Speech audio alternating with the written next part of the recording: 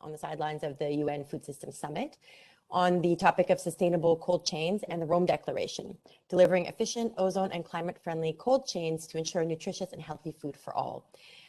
Co-hosted by the Ozone Secretariat, Italy, and FAO, with the support of the Cool Coalition, CCAC, and UNEP.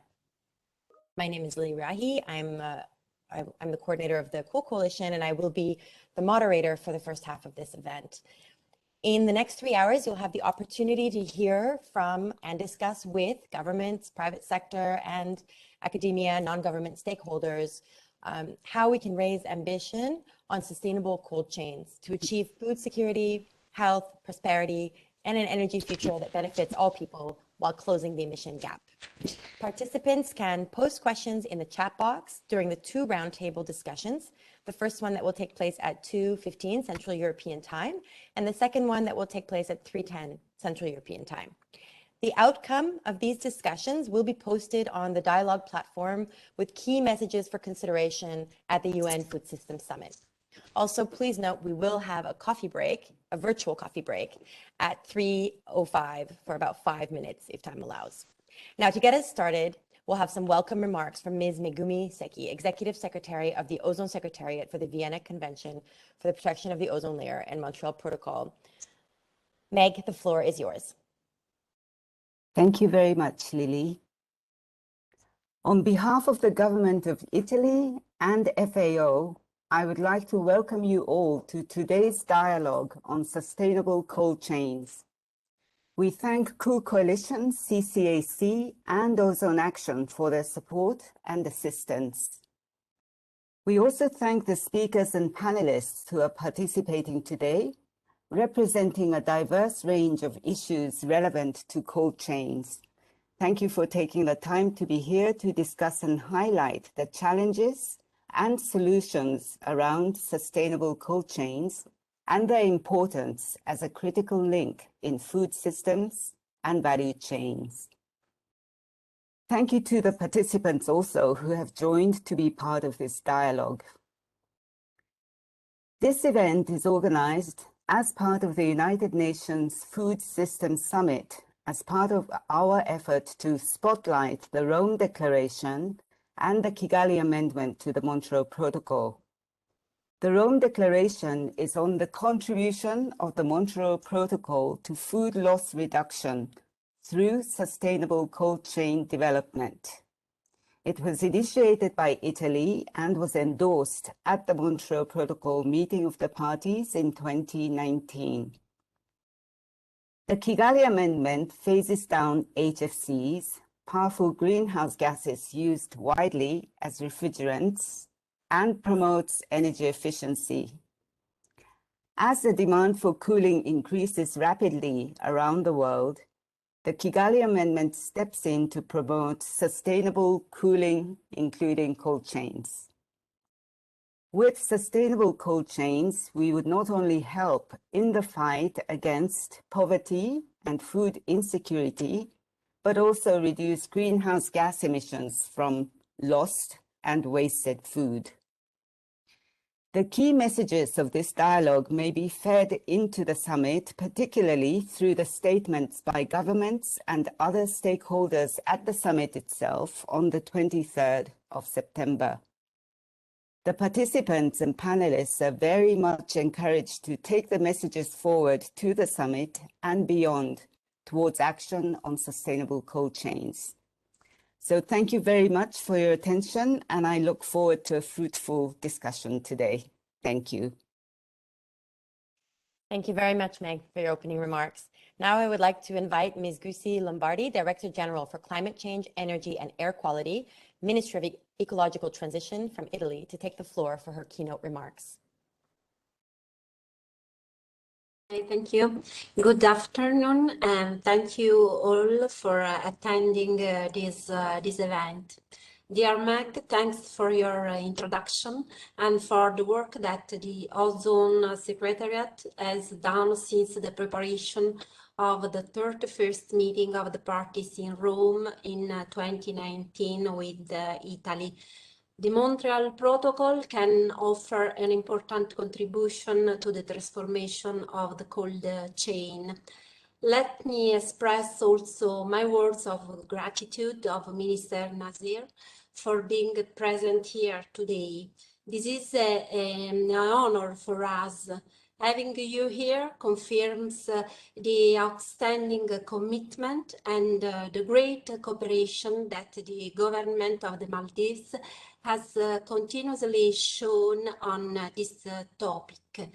Your presence here confirms how tight is the cooperation between our governments to deliver concrete results on ozone and climate-friendly cold change. With respect to cooperation with FAO, it's important that it remains very active as the leading institution with the UN Food System Summit, which looks at food security with a multi-sectorial approach. Indeed, when we approach the theme of the food security, we always do have to take into account impacts on food, environment, health, and poverty. The world scenario in terms of human nutrition provides a disappointing picture of the problems seems to be not so much linked to the lack of food, but to food insecurity, the causes of which are often the limits of the cold chain.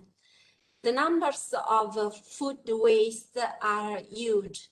The associated estimated financial loss is similarly high, and it creates greenhouse gas emission of about 4.4 gigatons CO2 equivalent per year, which is about 8% of the total global emission of greenhouse gases.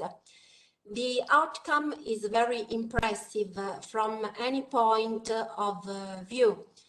The reasons behind are mainly due to the lack of inadequate access to cold chain logistics or obsolete cold chain system who doesn't work properly. Equally, climate change threatens to increase food losses and challenge food security, intensifying the need for a cold chain system to provide security to deal with some of this impact. Cold chain systems typically still use high GWP refrigerants and grid electricity based on fossil fuels, off-grid diesel-based generation and transport.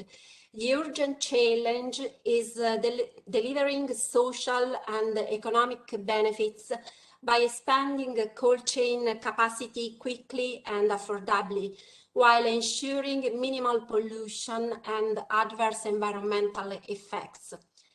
The commitments under the Kigali Amendment to the Montreal Protocol on phasing down HFC is changing the pattern to more sustainable cold chain system in terms of efficiency, safe, and use low or zero GWP refrigerants and renewable energy sourcing, giving cold chain operators a clear incentive and a global framework of legal obligation.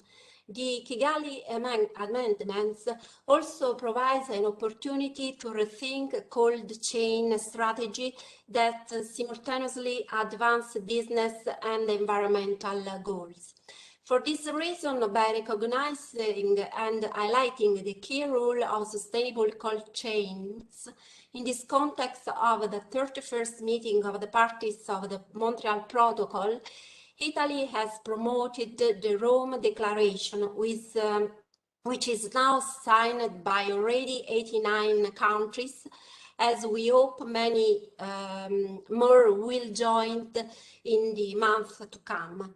The declaration stresses the importance of pursuing national action and international cooperation to promote the development of the cold chain, including by using sustainable and environmentally friendly refrigeration to reduce food loss.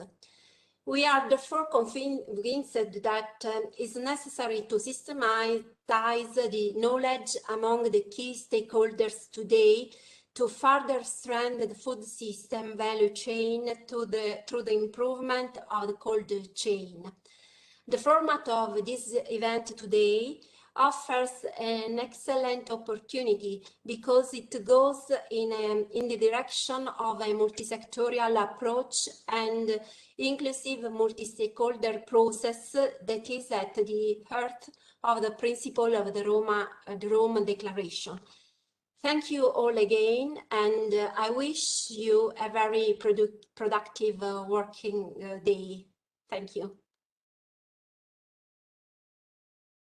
Thank you very much for your scene-setting remarks, including on the contribution of the Rome Declaration and the Montreal Protocol to food loss reduction through sustainable cold chain, and key opportunities for international cooperation. I think it's a nice segue to now hear from Mr. Ajwad Mustafa, Permanent Secretary, Ministry for Environment, Climate Change and Technology of Maldives, on your country perspective on sustainable cold chain for food security, economic development, and compliance with the Montreal Protocol. Mr. Ajwad Mustafa, the floor is yours. Thank you. Okay, thank you. Excellencies, distinguished delegates, ladies and gentlemen. It is indeed a great privilege to participate in this dialogue on cold chains for United Nations Food System Summit. As you all know, Maldives has always been exemplary in fulfilling the obligations of Montreal Protocol on substances that deplete the ozone layer. We have completed our HCFC phase down management plan in 2020, and currently we are working towards the initiation of HCFC phase down. Cold chain is one of the key consuming sectors of HCFC, as majority of available technologies for commercial and industrial refrigeration highly relies on very high GWP HFC gases, which can significantly affect the compliance as per the control measures set by the Kigali Amendment at medium and long terms. However, it is noteworthy that the data for cold chain is very limited due to the fragmentation of the sector amongst different segments, starting with food producers passing through refrigerated transport and storage, which ultimately ends with retailers and consumers. Currently, a project is being undertaken to collect data on cold chain sectors of the Maldives. This data will help us to plan ahead for a CFC phase down and to properly manage our cold chain sectors. Ladies and gentlemen, Maldives being a tropical island country with hot and humid climate and is hugely dependent on imports as food production is very limited. In this regard, there is high dependency for air conditioning equipment and cold chains in the Maldives. With the unique geography, pristine beaches, and 90% of Maldives being the ocean, tourism and fisheries are the backbone of our economy. Tourism bed capacity of Maldives have been increasing at an average annual growth rate of 15% per annum. As our resorts are scattered across Maldives, there is an increase in demand for cold chains in the resorts, as it is more feasible for bulk storage of food and beverages required in the tourism sector in each island. The abundance of marine life makes up the next main economic activity of Maldives, which is the fisheries industry, which accounts for about 5% of GDP in 2019. In the past years, the sector has modernized and expanded with the new, larger vessels. With the demand for sector increasing globally, the demand for cold chain has been increasing gradually here in Maldives as well. According to our customs import statistics, data from 2016 to 2019 shows 22% of RAC equipments imported consist of chillers and refrigerators. Ladies and gentlemen, even though contribution of Maldives to climate change is negligible, the geographical disparity of our country makes us extremely vulnerable to climate change and its negative impacts. However, we remain committed to do our part in implementing sustainable policies.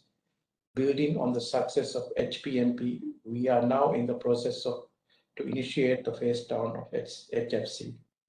It is our hope that through the constructive dialogue and with sharing of our experiences and knowledge, we contribute to scaling up technological and policy solutions for sustainable cold storage chain. Thank you. I also wish all the participants of fruitful deliberations and discussions. Thank you very much.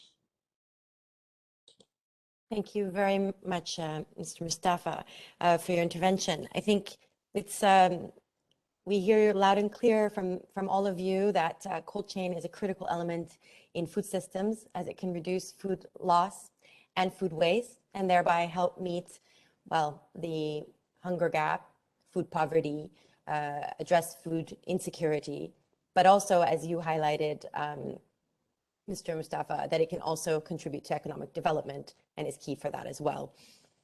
And address climate mitigation, as we heard from Ms. Lombardi, 4.4 gigatons of CO2 equivalent, up to 8% greenhouse gas emissions is from food loss, which can be tackled through the cold chain.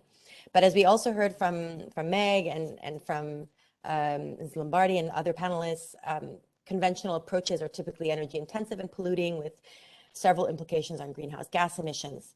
So clearly, we really need to scale up sustainable cold chain. And I guess, and as very well put by Italy, we need to scale it up in order to meet our food, environmental health, and poverty goals. So we also heard that there's an international framework. We have the Montreal Protocol, we have the Rome Declaration, so we've seen political will through 89 state signatories of the Rome Declaration. So what is standing in the way of scaling up sustainable cold chain? That is the main subject of the next panel. And so now we'll turn to our experts who've joined us today in the first dialogue on the main issues and challenges to achieve sustainable cold chain. I'm going to start with you, Toby Peters, a professor in cold economy at the University of Birmingham and co-chair of the Cold Coalition Working Group on Cold Chain. Given your significant expertise in the sector, can you help us understand where we stand and what are the key challenges that are standing in the way of scaling up sustainable cold chain, despite what we just heard from our keynote speakers, the urgency of action? And thank you for inviting me here today. I think the first thing to say is that we've got to get the message right. Food saved is as important as food produced. And I think that's the first thing we've got to recognize, is that this is as important as production. The challenge is, how do we address this sustainably within the limits of our planet? For me, one of the big problems is that current cold chain interventions often focus on low risk and siloed approaches aiming to solve issues in isolation. But the food cold chain, it's a complex system. It's got many moving and static elements right the way from the farm to the fork. And establishing a robust, sustainable cold chain requires an integrated and seamless management of these elements. It requires accountability from multiple levels: farmers, processors, manufacturers, distributors, retailers, consumers, and now the energy providers. So in short, delivering a sustainable food cold chain must be seen for what it is: a wicked problem with diverse partners, drivers, barriers, all interconnected and varying across countries, depending on the local circumstances. It's much more than simply installing a solar cold room at a farm gate or a chiller cabinet with lower GWP refrigerants at supermarkets.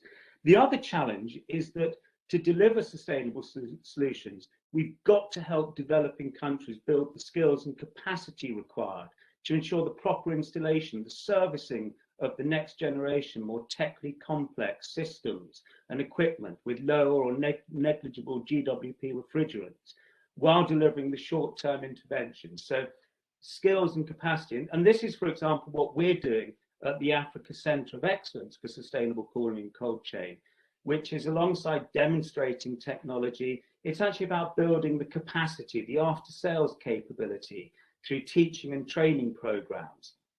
And in so doing, I think that's how we can develop and accelerate the uptake of solutions to economically empower farmers, increase export revenues, enhance job creation in rural areas, reduce climate and environmental impact, and foster low carbon development. But in closing, Lily, I come back to this first point. Let's recognise food saved is as important as food produced. Back to you. Thank you, Toby. I think that will be our mantra for today. Food saved is as important as food produced. Very well put. So I think now I'll turn to Didier Coulombe, General Director of the International Institute of Refrigeration. I know that the IIR has just published a new note on the carbon footprint of cold chain in 2020. And we just heard from Toby, you know, the mantra of the day, food saved is as important as food produced. Can you outline for us some of the consequences of lack of cold chain for food security and related emissions, and maybe some recommendations for countries that want to act today? Thank you, Lily. They're all. Is it possible to share the slides? Well, thank you. The first issue regarding cold chain is the difference between the poorest countries in terms of refrigeration capacities and the richest ones. It can be 10 times lower. And you see how it is different country by country, and those solutions should be determined country by country. Next slide. It has consequences on food security, on the preservation of health products, such as vaccines, on the health of the population, food nutrition, diseases, death. And the IIR tried to estimate food losses due to a lack of refrigeration in a note published in 2020. Among 3,600 million tons produced, 47% should benefit from refrigeration, and less than a half are refrigerated. And the losses, 13% of the produced food, could theoretically feed 950 million people a year, which represents 1/3 of the future needs due to an increasing population and undernourishment. And a part of losses, of course, due to other reasons. Next slide. Of course, main products concerned are fruits and vegetables, meat products, meat and seafood, and different situations with technical solutions must be adapted country by country. You see the various differences. Next slide. Well, moreover, extending the cold chain would be good for the environment. The food losses generated CO2 and other greenhouse gases emissions in addition to the use of soils and water. We tried to calculate this impact in an IIR second note published this year.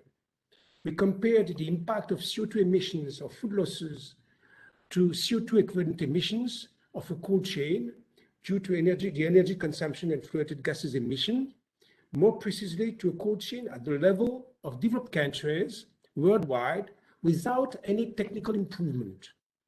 A much extended cold chain would generate half emissions of the emissions of avoided losses. You see the figures, 1,265 million tons compared to 665 million tons. Of course, with technological improvement already available, results would have been even much better. Next slide. As a conclusion, building a sustainable cold chain must be a priority for each country because of food security, health, and climate change. And they should be included in the national determined contributions for climate change. The IIR and UNEP can help you. We jointly published with UNEP cold chain technology briefs. Here you see the various figures representing these briefs, explaining solutions at each step of a cold chain, including the latest one on vaccines. They are available in English, French, Spanish, and already or soon in Chinese and Russian, as well as the notes I already mentioned. You have solutions, application by application, both with the kinds of refrigerants you can replace with low GWP refrigerants, and also the optimization of the whole systems, which are necessary step by step, application by application. And we are also partners of various projects financed by the World Bank, European Commission, various countries. And I can explain you more in details, but please read this cold chain technology briefs. You will have an insight of what is the most important issues. Thank you. Thank you very much, Didier. If I heard you correctly, emissions can be cut in half with a sustainable cold chain compared to existing conventional approaches, roughly.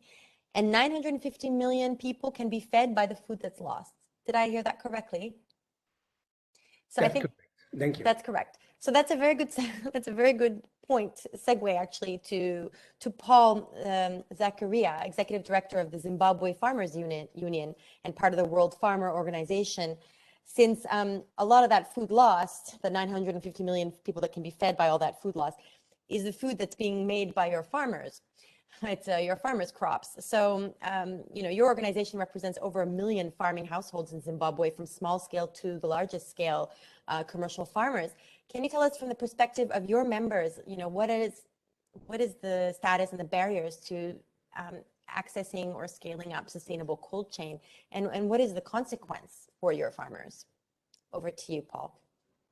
Well, thank you very much for this opportunity to share with you some of the things that we feel as farmers from this end of the world.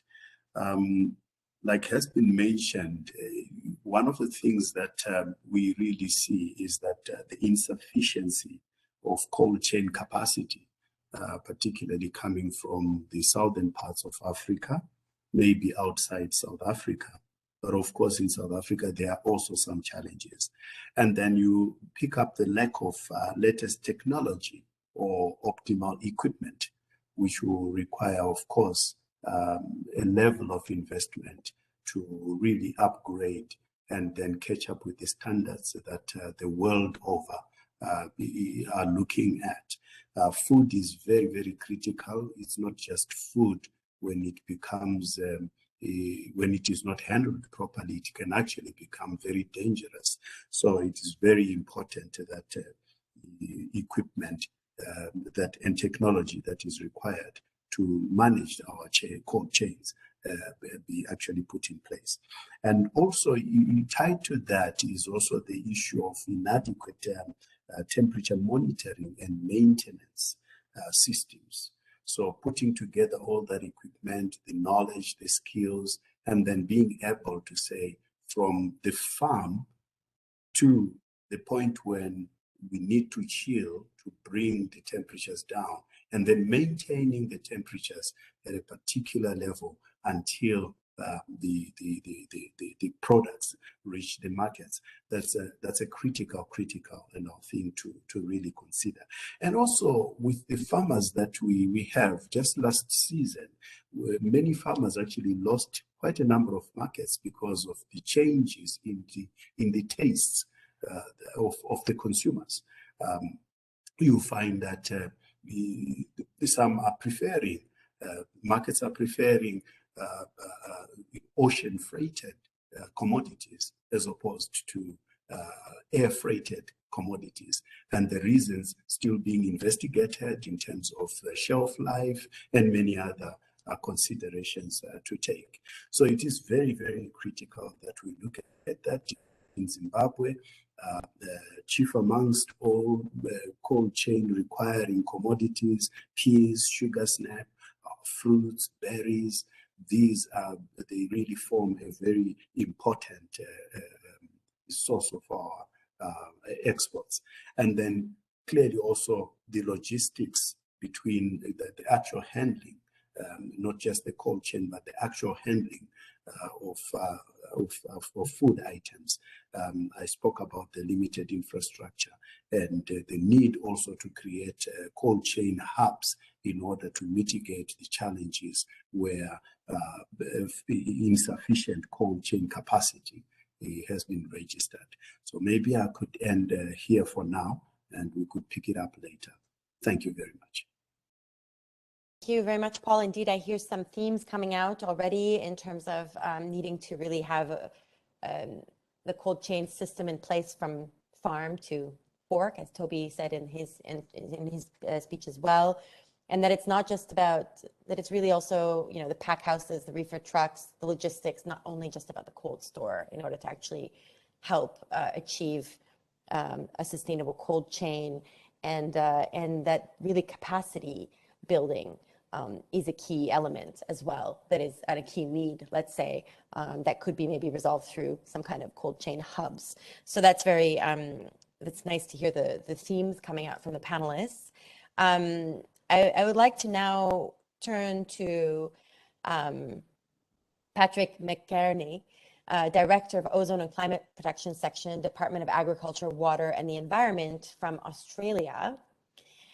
You are clearly a signatory to the Rome Declaration and championing, sustainable cold chain. Can you give us a bit of an overview of what you see to be the challenges, but also some opportunities and strategies to scale up sustainable cold chain?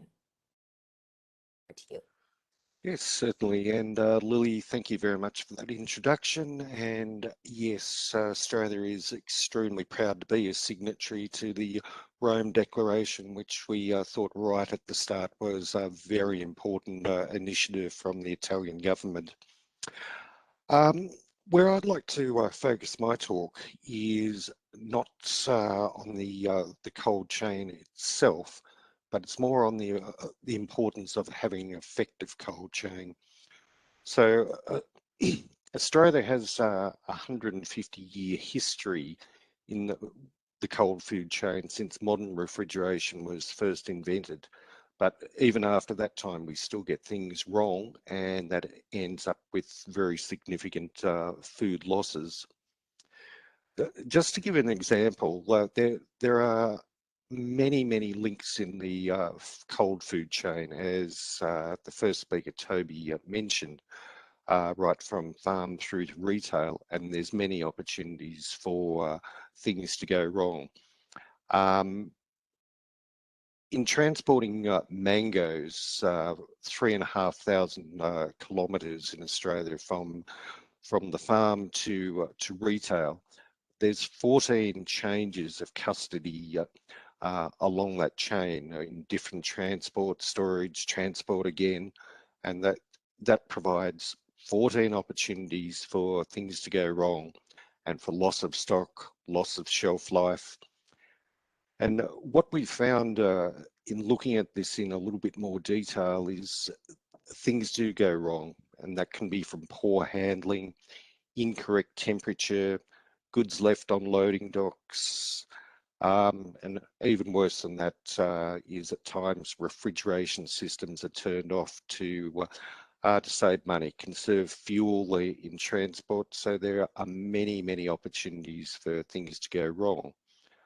But there's also opportunities for us to get them right. And one of the things, a few things that we've been looking at in particular is, yes, you have the cold food chain, but it's also very important, as previous speakers have said, to have training on the use of the system, but also training in the logistics, so you don't end up with food being left in the wrong spot. So the training, having an effective chain of custody, a code of practice, which is also effective in drumming in these key thoughts, and also the use of technology. I mean, we're getting more and more technology to assist in the monitoring of food during that whole chain, which is going to help to improve things. And of course, the cost of technology is rapidly reducing. And even simple things, a thermometer. There are many types of thermometers available. It's a matter of using the right thermometer for the right circumstance, and the people using them need to have the training. So the opportunities from that, there are lots of opportunities for us to learn from each other, to learn from what's worked, and often the better opportunity is to learn from mistakes and improve as we go along. I think the Rome Declaration is going to go a long way towards that. It highlights the issues with food waste, but also provides that opportunity for us to share our knowledge and experience, not just from developed to developing countries, but between developed countries and developing countries. So I think I've taken up my 3 minutes and I'll leave it there. Thank you very much, Lily. Thank you very much, Patrick. 14 steps and 14 opportunities for things to go wrong. That was very, I'll remember that. I think with that, we can actually move to Miruzu Mohammed from a Director of Environment Department, Ministry of Environment, Climate Change and Technology from Maldives.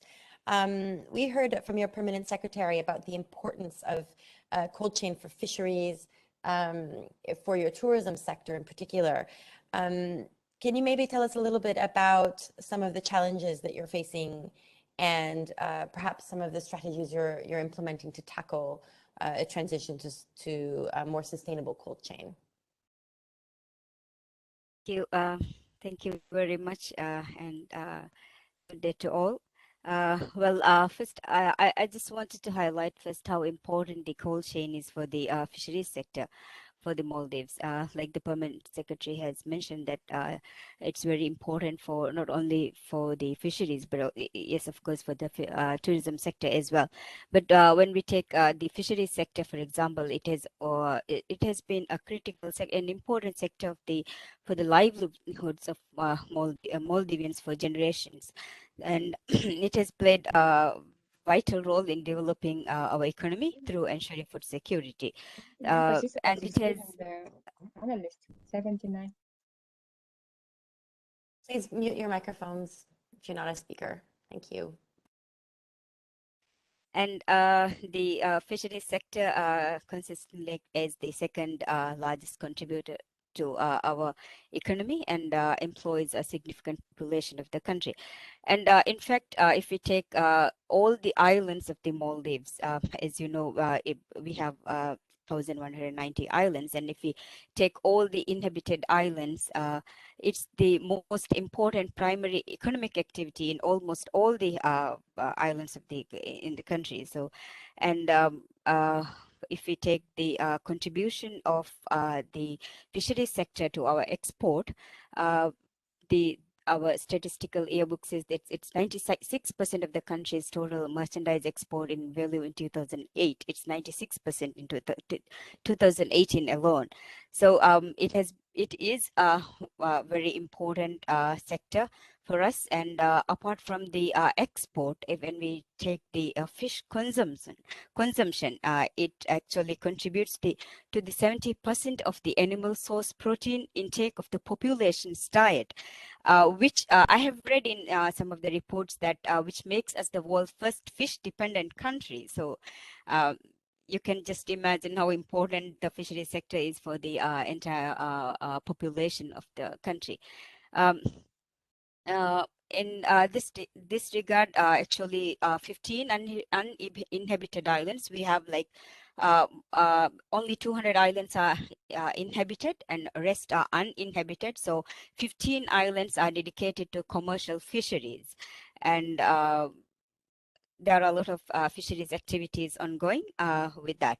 And let's when we think about the cold chain in the fisheries sector, from the moment the fish is caught, the cold chain has to be maintained all the way until we eat it. Finally, until when we finally prepare it for food. So throughout the distribution chains, fishing vessels to collector vessels and processors, and all the way to the retailers and to the consumers, the product has to be kept at the right temperature. And here the cold chain becomes the important, and the know-how and the importance and awareness on the whole channel to all these people, the fishers, the collectors, and for the people who are involved in the processing and the retailing as well. So when we this is just when we take it as the export, but let's take it as import, not only in the fisheries sector, but as a import high dependent country. Everything is imported to the Maldives. So the fish that we eat, it's exported. The fish we produce, it's exported, but the other products, that all the other meat and vegetables are actually imported. And this also requires another chain, another cold chain, which is involved. So it's not only for the export, but also for the import. And when we talk about the import of all these things, it's not only for the locals as well, for all the foreigners, let's say all the people who come as tourists. Again, this cold chain has become the one of the key role in delivering the fresh food, fresh vegetables and meat to them. So usually the just looking at the cold chain as a whole and the refrigeration. Usually we have the RSW systems in most of the collector vessels as well. So usually we have R404 and 407, and there were about 20 such vessels, but then very recently about 50 small boats have got the RSW system. So this also shows how important the sector has become for us. So when we take, I just want to, even if my topic is fisheries, but I just also want to highlight how important this is for the tourism sector, because for us, that's our primary economic activity, and for the resorts to have all these from the import, each resort, we actually don't have all these data, but I'm with the data that we have got from the fisheries sector, and for the vessels, refrigeration and RSW systems, that all these resorts, at least each resort will have this transportation facility. When the vegetables and meat is imported to the country, and when then it is being transported, as you know, it's not land based. So every time it is usually this transport system has actual chiller rooms or even freezer rooms, so which requires again some kind of system for it to be delivered at the resort freshly. And when we actually started the HCFC resort management plan in 2010, the HCFCs R22 accounted 15 to 25%, 15 to 20 or 25% of the total import of HCFCs. So, and most of these systems, even the vessels at that time used R22, but with the help of multilateral fund, with the assistance from multilateral fund, we have we have undertaken 2 demonstration projects, and with that we have retrofitted many vessels, mother vessels, from R22 to R448A. But the problem, the retrofitting wasn't very easy for us. There were a lot of issues with that. We didn't have a lot of trained technical staff for the retrofitting to undertake. And we also,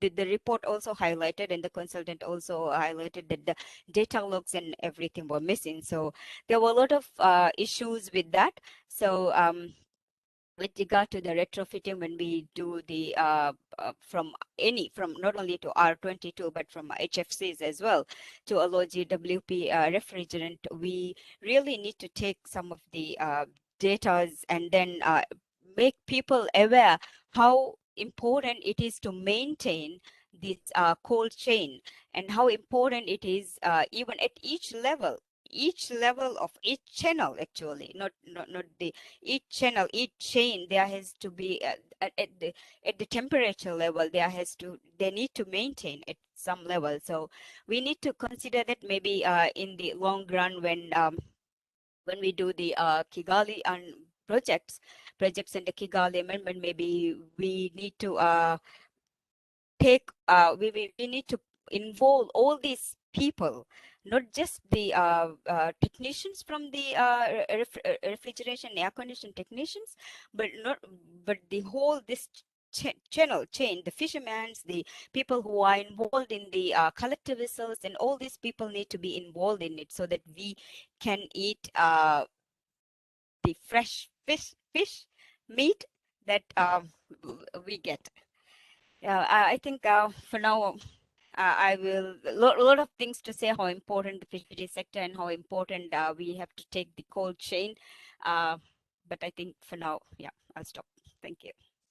Thank you. Thank you so much. I think, yeah, we don't think, do we, when we have fish on our plates, all that has gone on behind having that fish in our plate at dinner. And it's quite impressive that it's very good to hear that several of the vessels have been are being retrofitted with the support of the multilateral fund. So that's very important and good to hear, especially as you mentioned that you have so many vessels sitting behind the fisheries and a big part of this sector, which is clearly a challenge to tackle when it comes to compliance with the Montreal Protocol. So it's great that you're already taking the leadership with that. And also, again, I'm hearing a multidimensional, multi-sectoral sector and really needing to develop a skilled workforce to really facilitate the cold chain from, from the perspective of the farm fisher all the way to, a deployment, operations, maintenance, all the way up to retail. So I think it was really interesting to hear the case of the Maldives. So thank you very much for sharing that with us. I think I can now segue to Philip Owen, who has joined us from the European Commission, the Directorate General for Climate Action, Climate Finance, mainstreaming Montreal Protocol. And maybe you can tell us a little bit about the EU's approach to promote sustainable cold chain through professional refrigeration and retail strategies, and how that's linking to SDG 12. Philip, can I hand the floor to you?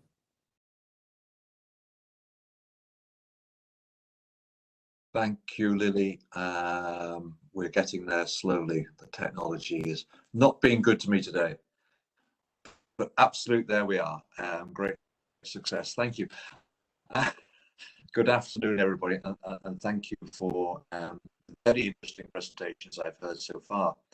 And I think, from my point of view, the EU recognizes the importance of the sustainable cold chains. This is especially true, as we've heard, when it comes to avoiding food waste.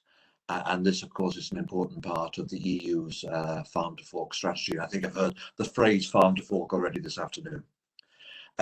For us, the farm to fork strategy really addresses the challenges of sustainable food systems. It recognizes very clearly the links between healthy people, healthy societies, and also a healthy planet. And it's important, as you've just mentioned, also for the Commission's agenda to achieve the implementation of the SDGs. We've just lived, and some of us are continuing to live through this terrible COVID pandemic. And I think this has just underlined the importance of the need for robust and resilient food systems that functions in all circumstances, capable of ensuring access to a sufficient supply of affordable food for all our citizens. It's also made us acutely aware of the interrelationship between our health, ecosystems, supply chains, consumption patterns, and clearly, of course, from the Montreal Protocol's point of view, planetary boundaries.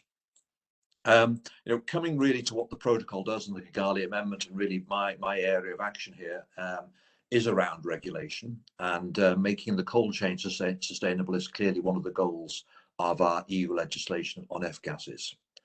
And we have made significant progress in recent years to eliminate refrigerants with very high GWPs. And for example, in supermarkets, many systems in the EU now don't use F-gases, but it rely instead on CO2 and hydrocarbons. And I was actually told the other day of not just supermarkets, but of the actual delivery vehicles for one of the supermarket chains is using basically some sort of frozen water in it, and that's also being cooled when these lorries return to depots by use of ammonia. So we're really moving out of the high GWP gases in the EU. And I think what's important to point out, and something which we're all faced with, because increased energy demand globally for all the equipment, especially for cooling equipment. In fact, in some cases, we're seeing actually improved energy efficiency, even when we're making the conversion to lower GWP gases. And again, often this has been achieved at a very low abatement cost. In fact, in some cases, like in stationary refrigeration, we've actually found negative costs. So in the long run, it's actually cheaper to do when you actually save the energy and also save on the refrigerants over their lifetimes. At present, we're thinking about the future. We're reviewing our F-gas rules. We have to become more ambitious because in the EU, first of all, we're signed up to reducing our greenhouse gas emissions by 50%, 55% in 2030 compared to 1990, and also for long-term 2050 climate neutrality. So we're looking at these rules to actually see what we can do to make them more ambitious, and of course to fit in with the longer term goals of the Kigali Amendment, which takes us out to 2035, 2036, whereas our legislation currently stops in 2030. And we're not just looking at the work we're doing in the EU, we're also doing work with some of our partner countries. Very specifically in India, we have the EU-India Clean Energy and Climate Partnership, where we're looking at investment opportunities in energy efficient and climate friendly cold chains.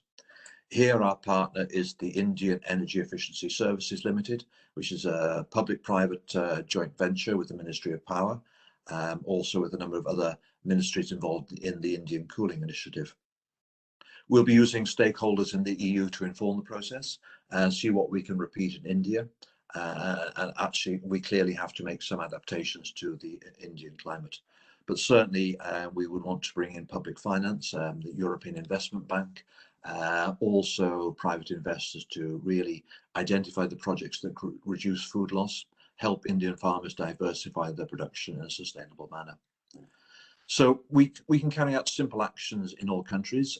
Having simply a skilled workforce is crucial because the installation of this equipment and the servicing of this equipment to make sure that it's not leaking obviously improves energy efficiency, but also obviously if the gases aren't leaking out also does great things for our climate impact. So simple things can be done everywhere. For us, the cold chain is a necessity, but we also believe with some very simple actions it can be made sustainable. Thank you. Thank you, Philip, for giving some ideas and hints towards, innovative business models that can be used and various sort of incentives and collaboration frameworks that can be used to actually address and scale up sustainable cold chain, food cold chain. I would like to now segue to Olivier Dubois from the FAO, Senior Natural Resource Officer from the FAO.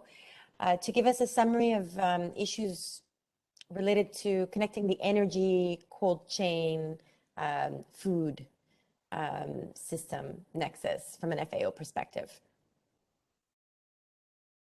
Thank you for giving me this opportunity. Hello, everybody.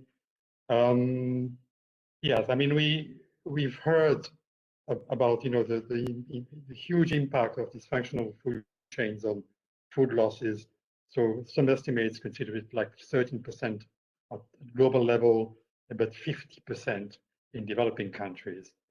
And we've also heard of the huge impact of these food losses on GHG emissions, and this now well-known figure that if food losses were a country, it would be the third emitting GHG gases in the world. Now, particularly for developing and middle-income countries, this is having a huge impact because you can see a switch into customer habits. Instead of buying food from local markets, they tend to buy more and more from supermarkets, which requires obviously more cold storage and transportation facilities. When it comes to energy, just a global figure that came actually from Toby's, one of Toby's reports says that if you consider refrigeration, air conditioning, and heat pump together, 80% of the GHG emissions from cold chains comes from energy use, and 20% with direct emissions from refrigerants. And okay, that's for the global cold chains, and you can expect at least a similar balance for the food chains, with a lot of emissions coming from the energy use. Now, this is again a huge challenge because, okay, we need to improve the functioning of food chains, but if you use conventional sources of energy and business as usual, then it will mean a lot of greenhouse gas emissions in addition from energy use to operate these new cold chains.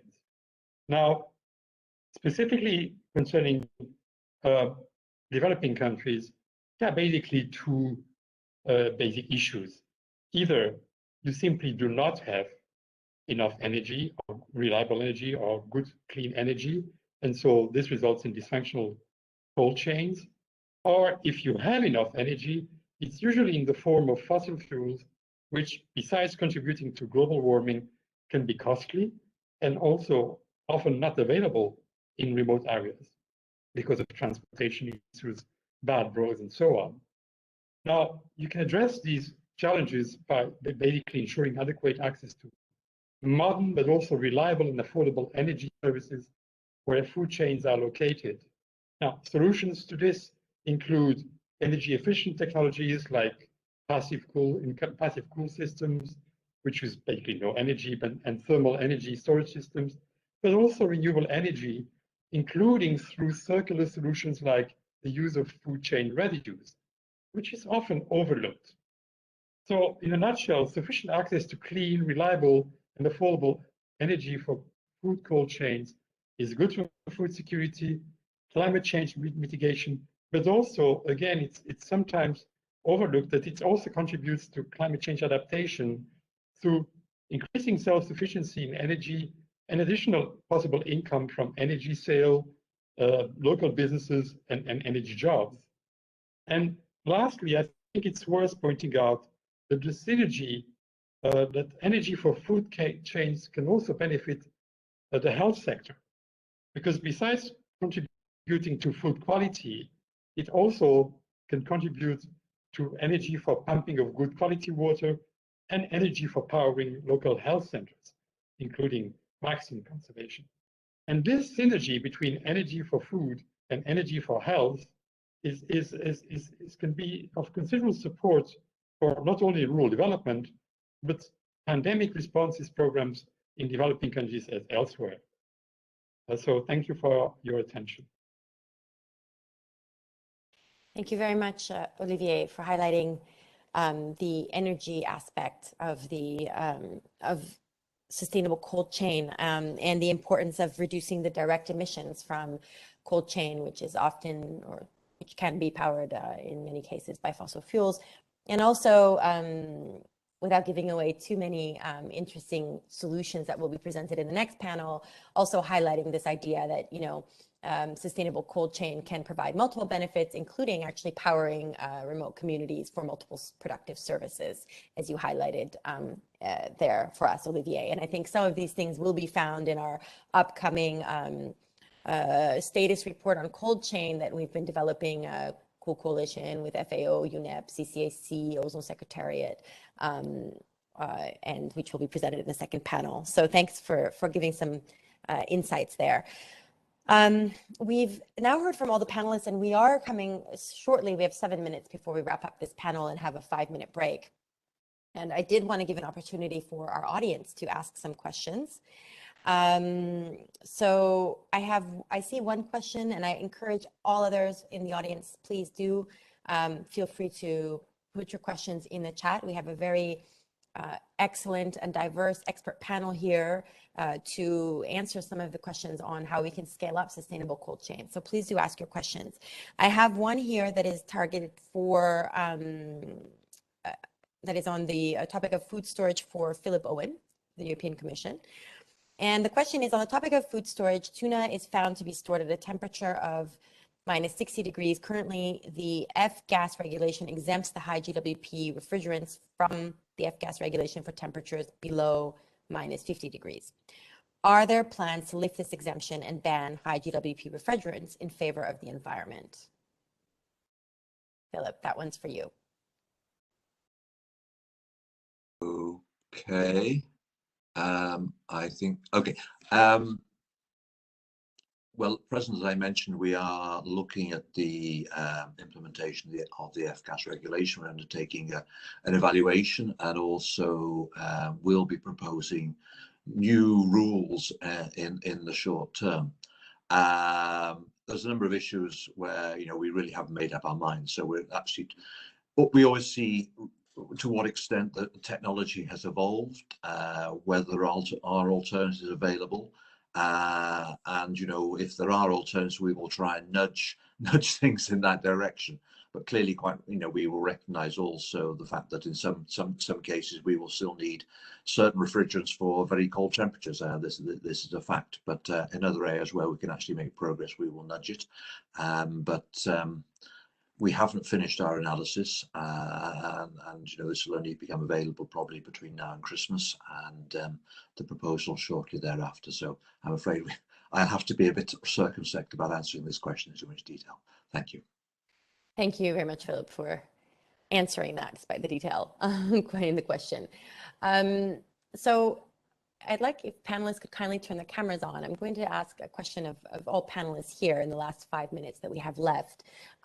This panel was very much focused on some of the main challenges that we're facing in effective cold chain, sustainable cold chain for food. And what I'd like to ask all of you now is if you had sort of a segue also to the second panel, if you could make a call to action, what would be really the priority action that you would want to put forward?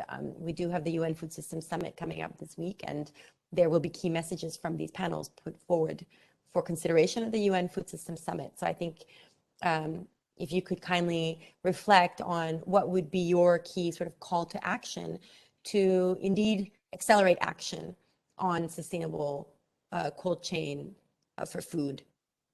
And maybe I can go in the order of the panel, so everybody will know when I will turn to them. So first, I'll turn to you, Toby. Well, you know the mantra for me, but for me, I think it's this idea of the system. What we have to do is we've got to really understand the needs, and then we have to design the system. We've got to stop looking at this in silos. Yes, natural refrigerants are important, but we can reduce the demand for cooling, their behavioural issues, their skills issues, their finance. This is a system problem rather than individual silos. We've got to get that right and then address the silos, the pieces within inside that. So understand the needs and then build the right system. Great, thanks, Toby. Systems approach, understand the needs, build the system. Let me turn to you, Didier. What is your call to action? Yes, Lily, I think that the most important thing at the beginning is to build the state of the art regarding not only the food production, the needs of productions, because you have different logistics issues, but also the energy infrastructure, the transport infrastructure, because things are different country by country. For instance, just an example to illustrate it. We are currently working with the World Bank in a project in India at the delta of the Gange, and the idea is to use the transport refrigeration via the rivers. And it is, of course, not adaptable to other kinds of other regions. So you don't have any unique solution. You have to adapt it to the various countries. Of course, you have some general comments, and we publish these briefs. We will soon publish a guide on cold storage, for instance, for developing countries. But part of that, we have to analyze the systems in each country. And even more, it is very important to use the opportunity of the national determined contributions for the Glasgow conference in order to put it in the general strategy of the country. Thank you, Didier. So elevating cold chain into the policy dialogue in country, at the country level, and building state-of-the-art technologies through demonstrations. So Paul, could I turn to you? What is your call to action?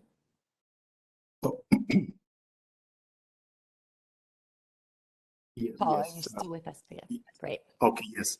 Really, from my end, I think it is a continuous call for skills upgrade and investment in technology to keep up with the market demands. Great. Very succinct. Thank you. And then I can turn to you, Patrick. Thank you. Look, there's probably two statements in here. First of all, the broad statement is about the huge economic, environmental, and societal benefits that will come through an improved cold food chain. The other statement is really echoing what Toby said, and I think he really nailed it on that.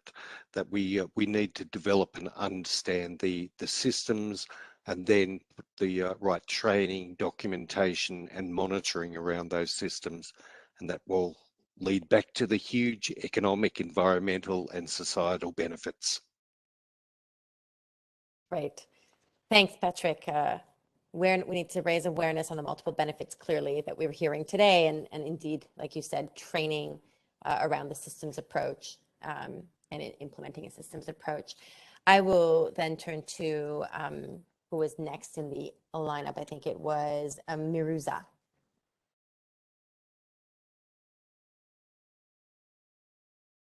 You're still with us?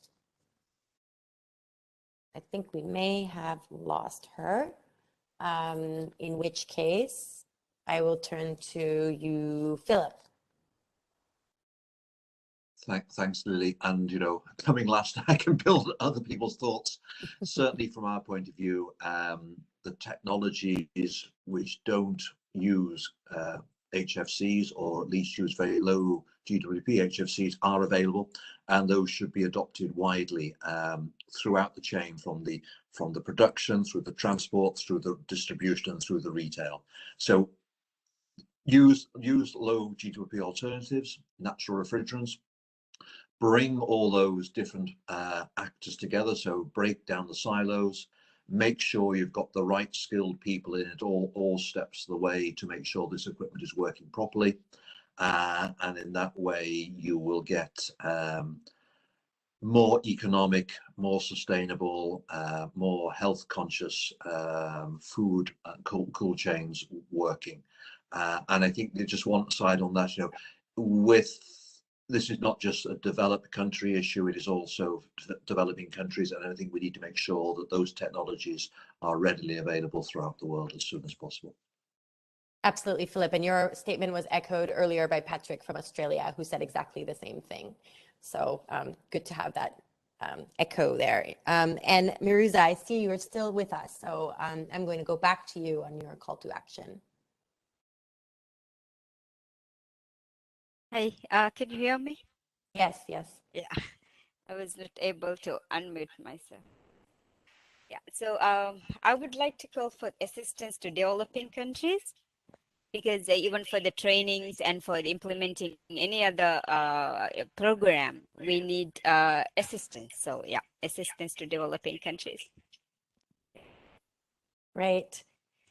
Thank you. And last but not least, I am going to turn now to you, Olivier, for the final remark on call to action. Right. I mean, if we really want to walk the talk concerning, you know, realizing the multiple benefits of sustainable food cold chains, and really the systems approaches, I think all agree, then we need to formalize ways to do that, to move away from silo approaches.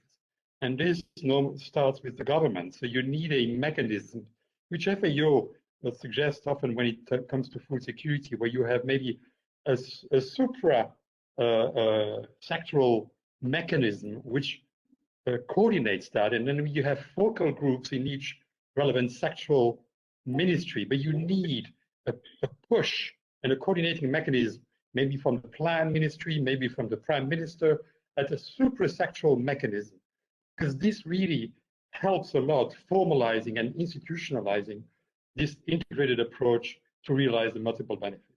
Thank you. Thank you very much, Olivier.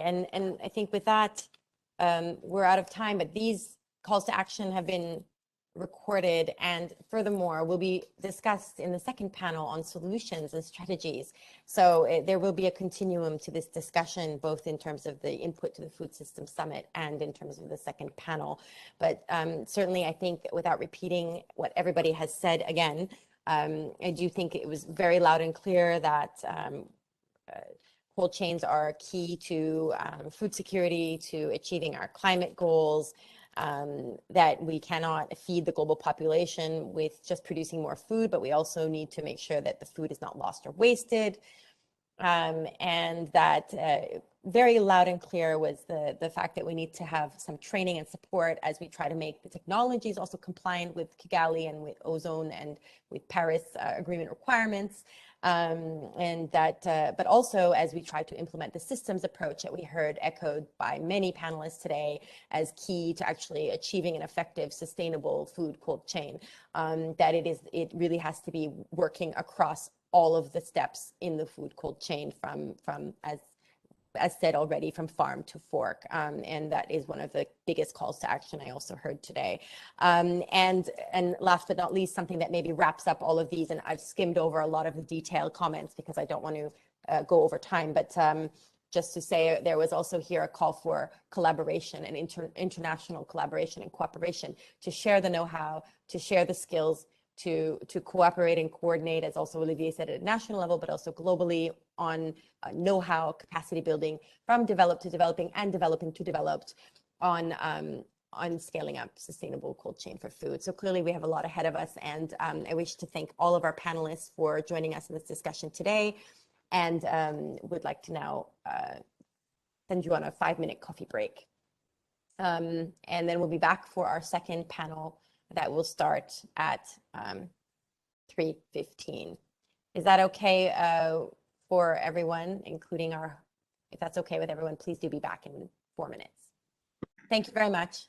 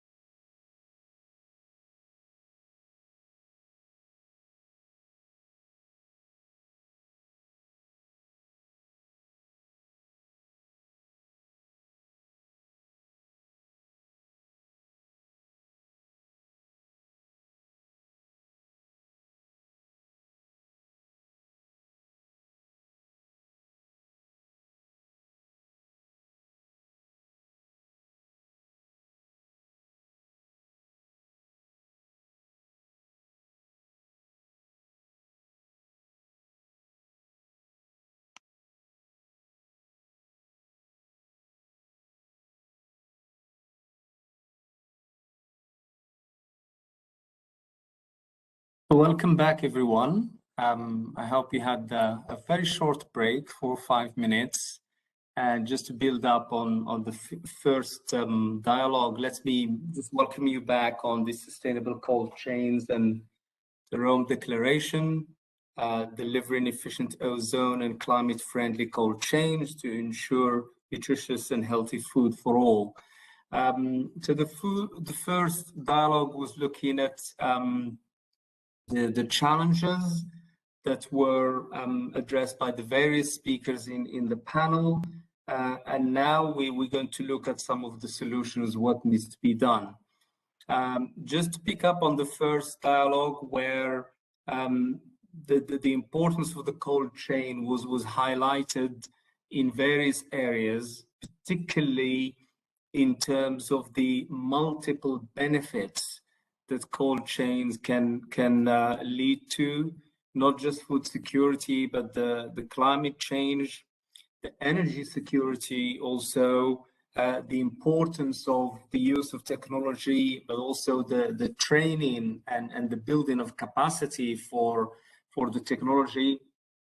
And in addition to collaboration, obviously there was the importance of the systems approach, which is linked to delivering the multiple benefits. So welcome back again, everyone. What we're going to do now for panel 2, and I'll invite the panelists, if you can turn your cameras on just to see that you're all here.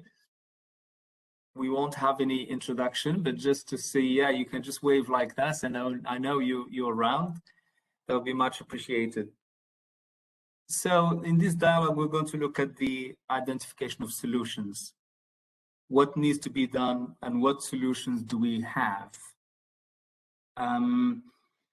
So what I would like to first start with is, since we're talking about solutions and activities and initiatives that help us to raise the profile of this important cold chain area and its potential for the various benefits that were highlighted previously. This session is going to aim to identify existing practices and solutions for delivering the sustainable cold chains. So the solutions can serve as possible actions to underpin and back up commitment promoted by the Rome Declaration on Sustainable Cold Chains, which has already been signed by 89 states parties of the Montreal Protocol. So it's very, very much welcome. So just before we kick off, let me highlight just 2 initiatives that have been set up really to support this process. They have been developed and implemented by the organizers of this event and supporting partners.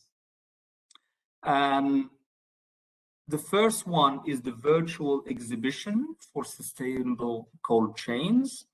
And this is organized by the Ozone Secretariat and UNFSS Ozone Action. There is a slide there, you can see information about it. Let me just say the exhibition is hosted on this Ozone Secretariat's website, so you could go there and find more detail about it. And you can see how it showcases commercially available cold chain technologies. And it does highlight some game-changing and systemic approaches that also provide sustainable solutions in cold chains application.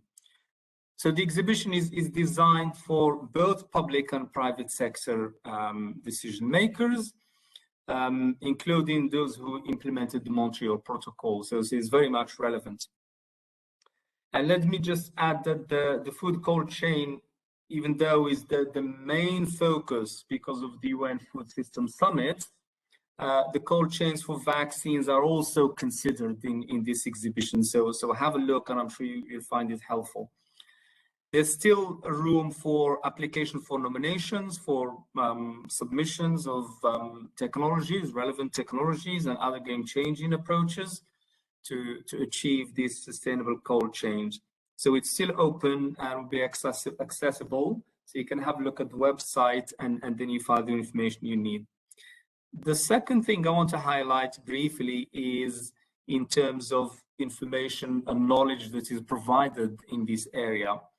And I'm talking specifically about assessment of status of the cold chains. And this is again done by the Cool Coalition, by FAO, CCAC, the Ozone Action, and the Ozone Secretariat.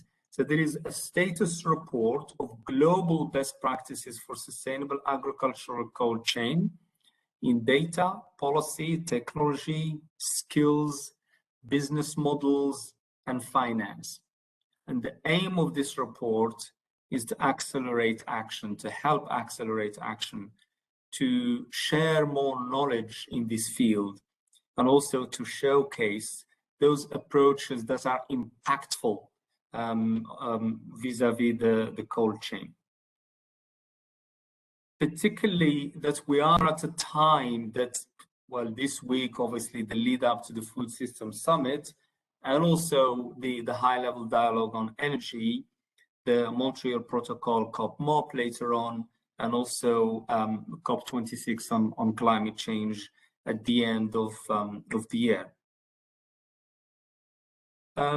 So we have about 11 panelists. I hope you're all here. I can't see all of you on the screen, but I'll be calling you one after the other, and I'll hope you're all there.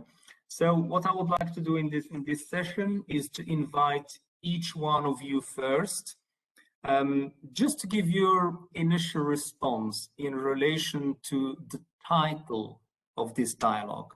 This will give you the opportunity to introduce yourself and say whatever you want in terms of what your organization is doing, or just in response to the topic that we're addressing today, enter this dialogue number 2. And please don't go beyond 3 minutes, because we have 11 speakers. So if I stop you, don't take it personally, just trying to keep to the time. And after that, I have some questions also to ask you, which will give us the opportunity to have a debate about the solutions needed in this area. And I'm keeping an eye on questions as well. So colleagues who are joining us online, we would welcome you joining in through your comments, your questions, anything you would like to share with us through the chat box. So please use that, and I'll keep an eye on it, and I'll ask as many questions to our panelists as we can. So what we did for our panelists is we have you in categories. So we have the industry associations, we have colleagues who will be addressing data gaps, and those are from governments and mainly from governments, I would say. And those who will invite again to look at integrated approaches to promote systemic approach to cold chains. We're looking at the issue of technology transfer, cold chain for vaccines, and the cold chain status report, as I mentioned earlier. So let me kick off, and let me invite Kevin Feig, the Executive Director of the Global Food Cold Chain Council. Kevin, I hope I can see you there, so please take the floor for 3 minutes. Thank you, Zatuni. It's a pleasure to be here. Appreciate you having me. We actually had the pleasure of co-sponsoring with UNEP Ozone Action our Food Cold Chain Symposium last week with hundreds of global participants. And clearly what's important in terms of an action agenda going forward is what we talked about in the last panel, that we need a systems approach, but we also need a policy focus around that to work. And for us, under UNEP, you've got the Ozone Secretariat, you've got the Cool Coalition, you have UNEP Ozone Action, you have the Climate and Clean Air Coalition. But we've started this data gathering program, and everybody last week agreed that starting with appropriate data is absolutely essential. So we need to have the adoption of a capacity building program for particularly for developing countries, to understand what the state of the cold chain is in their country, and how they move forward. That's key. And so if we could expand on the program, the pilot program that we started with UNEP Ozone Action, that would be excellent. Secondly, we needed the development of a technology matrix.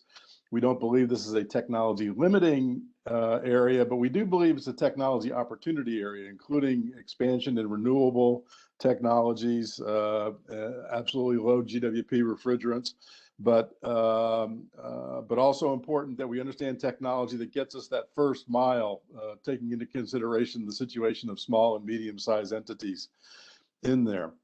Last but not least, it's absolutely essential that we have the development of finance mechanisms, both for capacity building as well as for sustainable cold chain expansion, and that we start immediately to work on that with the Green Climate Fund, with the World Bank and the other international development banks, both to provide de-risk finance opportunities for expansion of the cold chain, but also to cover some of the expenses of this capacity building. So we believe that that provides a very concise action agenda for moving forward from the Food System Summit to the Montreal Protocol meeting and COP26. And so data, finance mechanisms, technology matrix are the keys that we can collectively bring these programs in, get out of our silos, and make significant progress in the next few years on cold chain expansion. Thanks very much, Kevin. That's very helpful, and thank you for sticking to the time as well. So you highlighted some important points there, from the technology opportunity to the need to develop financial mechanism as well to support this. Obviously, you can't deploy technology unless you have financial support. So thank you for that. Let me bring in now Mr. Bioni, President, Air Conditioning and Refrigeration European Association area. Yes, good afternoon, everyone. I have a few slides, if I may, but I can start because just the guide for me. So good afternoon, ladies and gentlemen, and thank you for inviting ARA and this important event. I represent technicians, service technicians, so the services sector, the people that design, install, maintain, and repair all kinds of systems.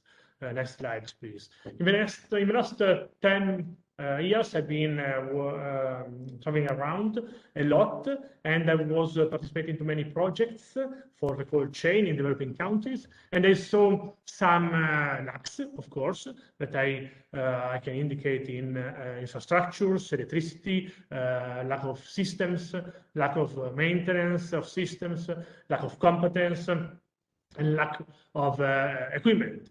And also the lack of competence is also linked to an informal sector, which is quite relevant in our refrigeration and conditioning. And we should also reach that part of the sector, so also for the competence. Next slide, please. In EU, we have been working a lot on training and competence and certification, and what we found is that is helping a lot. Is helping a lot in creating a good field. We have 500,000 technicians certified, competent in Europe. We have less leaks of refrigerants, so the systems are working better. We need less maintaining. We have periodic inspections. We have more control of systems. We have the right systems. Also, we are helping our services sector to do the recycling, the recovery, and the reclaiming of refrigerants, which is very important for the environment. And we are using less and less global warming potential refrigerants, which is brings more natural and synthetic low GWP refrigerants. But we need to have training also in these new flammable refrigerants. Next slide, please. Because we are going to have less leaks thanks to new regulations, Kigali Amendments, more stricter operation activities, but we have to prevent these refrigerants to leak, and we need to have more safety because every leak can be a cause of a safety risk. And the training should be top up from what is available now. focusing on the safety side, on the refrigerant you're using.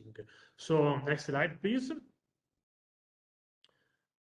My conclusion will be that the services sector is doing its job.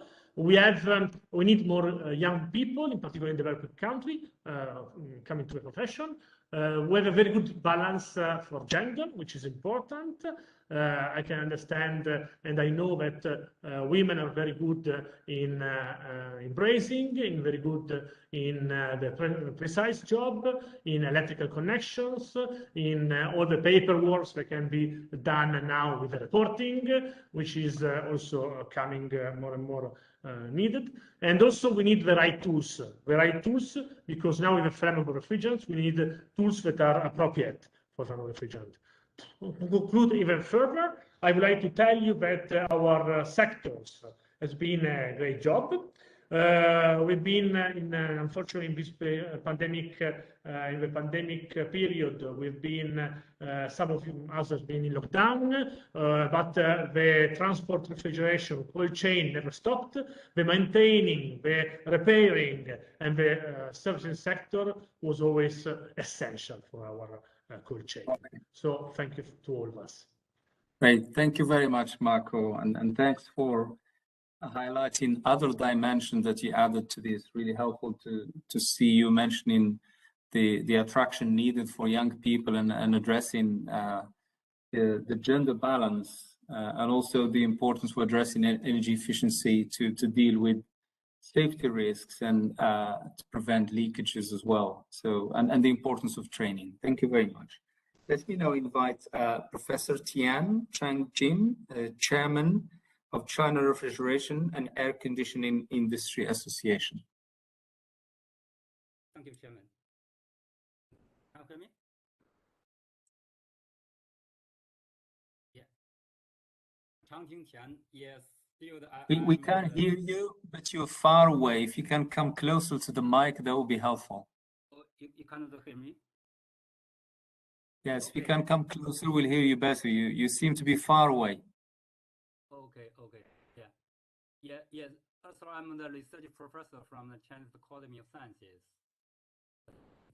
We're delighted to take part in the dialogue and introduce what we have done and where do we sustainable food chain in China. Yes, the cold chain industry in China has increased repeatedly recent year due to the exciting policy environment. For example, cold storage capacity in China from 2008 to 2020 was increasing from 8.5 million tons up to 65 million tons, more than sevenfold increasing within the 12 years. The losses of the fruit, vegetable, meat was reduced from the 20, 30, 12 to the 11, 28, respectively. The great progress indeed for the developed country.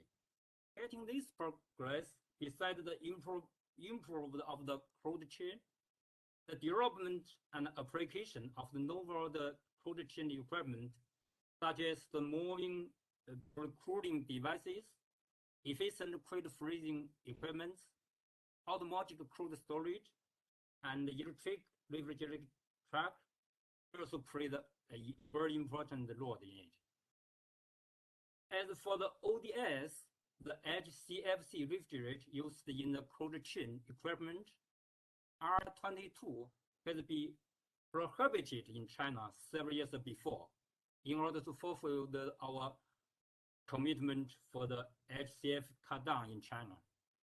As for the low GWP refrigerant and the more natural refrigerant, CO2 and ammonia has been applied in the largest cold storage in China last decade.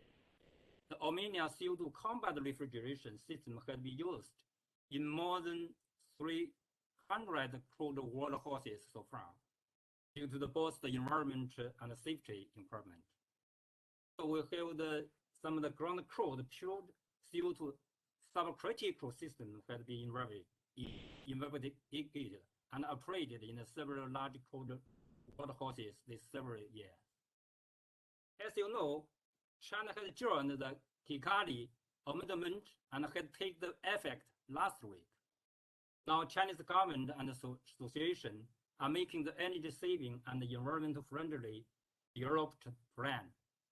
For the sustainable cold chain, we will focus on one is the natural refrigerated system and their efficiency and safety, including ammonia, CO2, air, R290, R600A, to apply the new renewable energy and free cooling.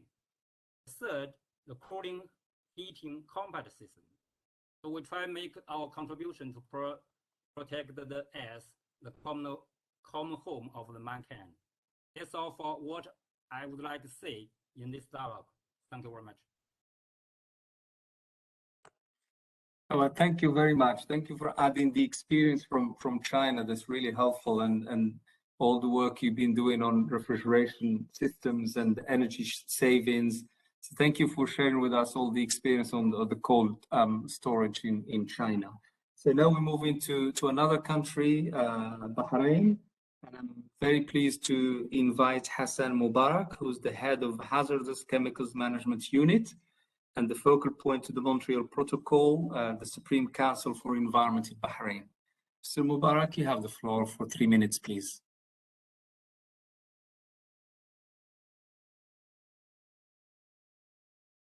We can't hear you.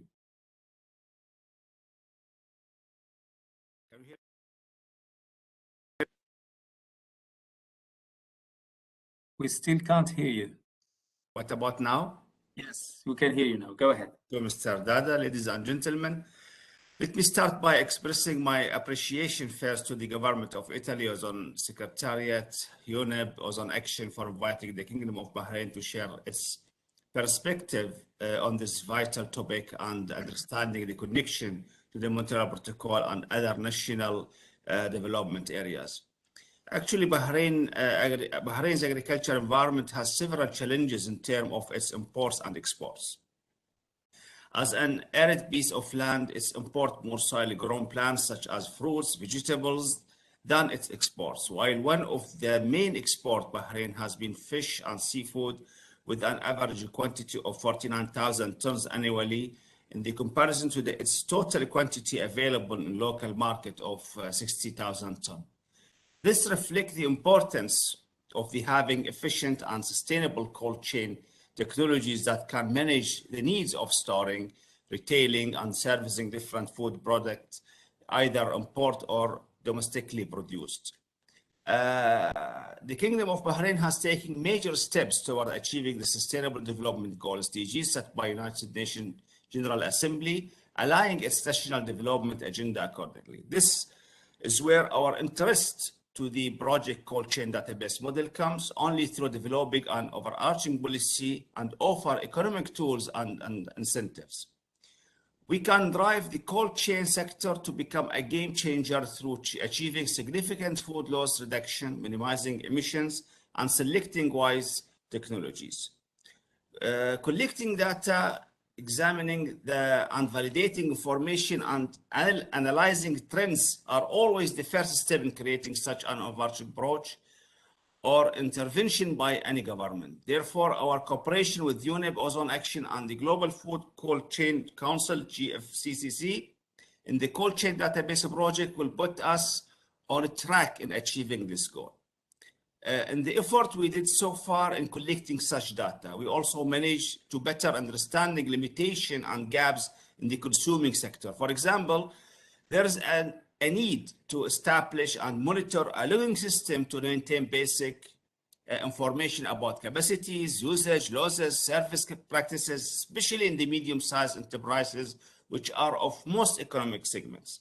Another lesson was the challenge in the collecting details about cold chain subsector due to different registry system followed by each authority, noting that the registry focus is not cold chain based. All this will help us in presenting a full picture about the sector when the final analysis is completed. It will also offer us a tool to maintain updating data about cold chain capacities in the year to come. I wish this short summary is of interest and would like to re-thank the organizer for the opportunity presented today. Thank you very much. Thank you very much, Hassan Mubarak, for sharing with us your experience for Bahrain and highlighting the relevance of import and export, particularly for fish and seafood, which requires efficient cold chain systems. So thank you for highlighting the importance of data and the need to understand usage, capacity, and all the information on subsectors. Thank you very much for that. Thank you, sir. Thank you. About addressing data gaps, and we move on to another part of the world to share with us their experience. And I'm pleased to invite Juliette Cabrera, who's the Director General. Excuse me, no, I skipped one. Gilda Ferreira, Director and Montreal Protocol Focal Point, the Ministry of the Environment and Sustainable Development of Paraguay. Madame Ferreira, you have the floor. The first step, can you hear me? Good morning, Yes, ladies and gentlemen. On behalf of the government of Paraguay, I would like to start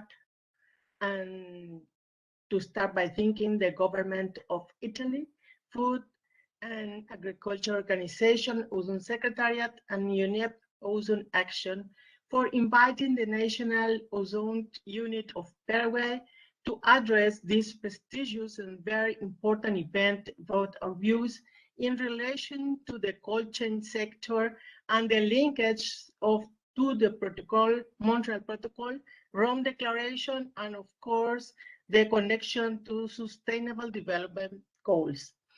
To start, a quick overview about the need for cold chain in Paraguay. Paraguay has a population of 7.5 million and is landlocked, is ubicated or is in Latin America, but the capacity of the food sector in Paraguay is massive compared to the size of the country.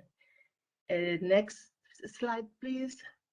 Some interesting figures are, as my colleague said, that we export the meat that we produce and the fruits and beverage, and this have the highlights about this.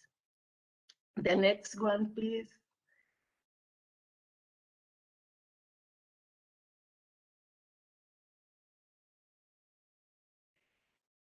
Therefore, this is a great need for cold chain capacities across the country in different sectors and for different uses and applications.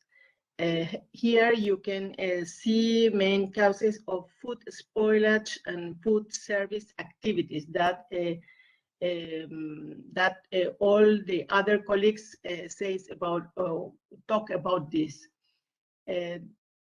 It is expected that such needs will continue growing in future as there are increased investment in food industry, either for local use or for exportation purposes. If we wish to connect this with the portfolio of Montreal Protocol in Paraguay over the last 10 years, the focus was to ensure the phase out of HFCs, which is mainly consumed by the servicing sector, with a majority in connection to air conditioning applications. However, with the Kigali Amendment, the next slide, please, and HFCs are being listed as a controlled substance, but by the Montreal Protocol, the cold chain applications are expected to be one of the key of HFC consuming sectors, either for new installation or for servicing existing installation. Here we have in these slides some gases and equipment uses now. Accordingly, Paraguay is paying special attention to comprehensively assess this sector which is not an easy to survey since the information about the sector is scattered amongst different authorities, while a large portion of applications are tailored to market needs and with no proper recording system or logging requirements. We are keen to address the specific needs of the cold chain sector through technically validated methodology in order to design an appropriate policy. Next slide, please. And technical intervention required to promote the selection of sustainable cold chain technologies and support best practices of operation and servicing installed applications. Our cooperation with UNEP Ozone Action and the Global Food Cold Chain Council in the project of cold chain database model is the first step to address the needs of this sector in a holistic and long-term manner. In doing so, this time the model will allow us to connect our work as NOU with another important and strategic aspect of the country, mainly information about food loss, energy consumption, and the economic of the sector, either investment or operational expenditures. Such linkage should boost the importance of Montreal Protocol within the country and help in filling an important gap, which is addressing the sustainable cold chain. Hope these few highlights are useful to audience of today's event. We look forward to presenting shortly the outcomes of this initiative once data collection and analysis completed. Thanks again for the opportunity to present today. Thank you for sharing with us the experience from Paraguay, and again another example of exporting countries that needs the technology and efficiency. And thank you for highlighting the growing need for investment in the cold chain, and the important information you highlighted for building a database for the cold chain. Thank you very much for that. Now we'll move on to another area that was mentioned during the discussion earlier, which is the integrated approaches needed to promote systemic approaches to the cold chain. And we'll be hearing from two countries, Rwanda and then India, on this. So let me first invite Juliette Kabera, who's Director General in Rwanda at the Environment Management Authority at the Ministry of Environment. Madam Kabera, over to you for 3 minutes, please.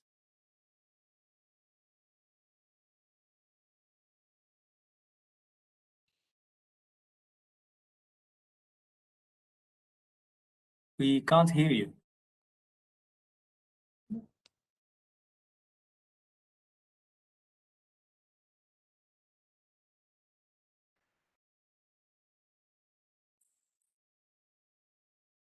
Hello? Hello? Yes, we can hear you now. Go ahead.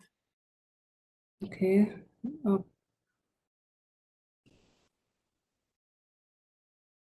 Good afternoon. It's a pleasure to be here with you, and thank you to the organizers for inviting Rwanda to share our experience, our situation here.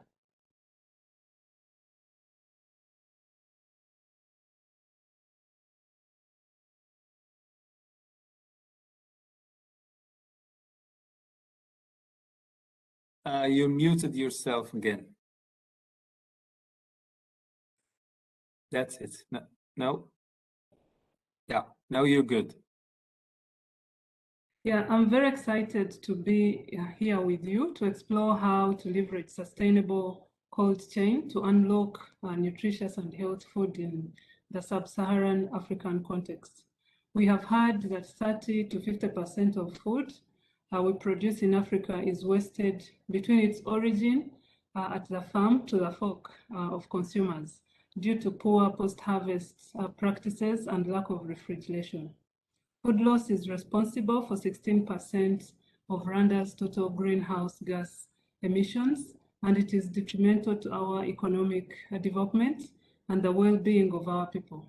Rwanda's national cooling strategy identifies the cold chain as a key priority, and surely this is a matter which applies to most of our peers throughout the continent.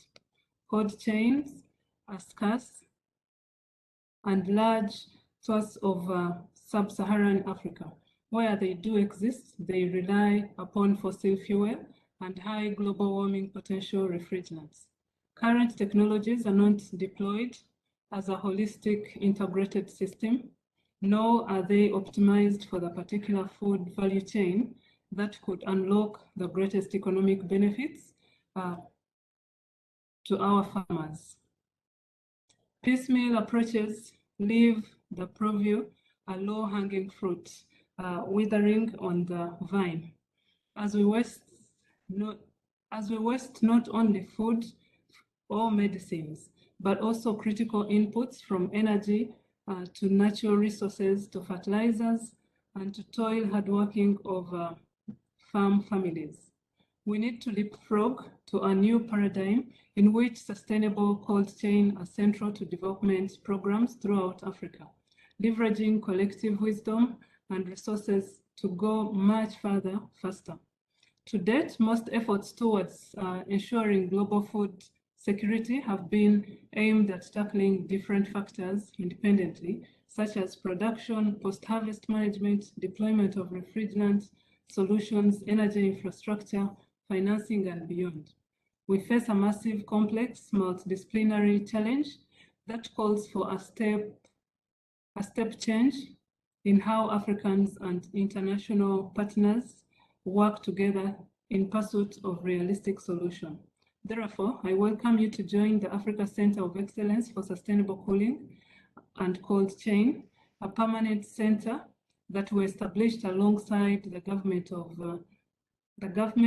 the United Kingdom, the United Nations Environment Programme's United for Efficiency, U4E team, and the Center for Sustainable Cooling and leading academics.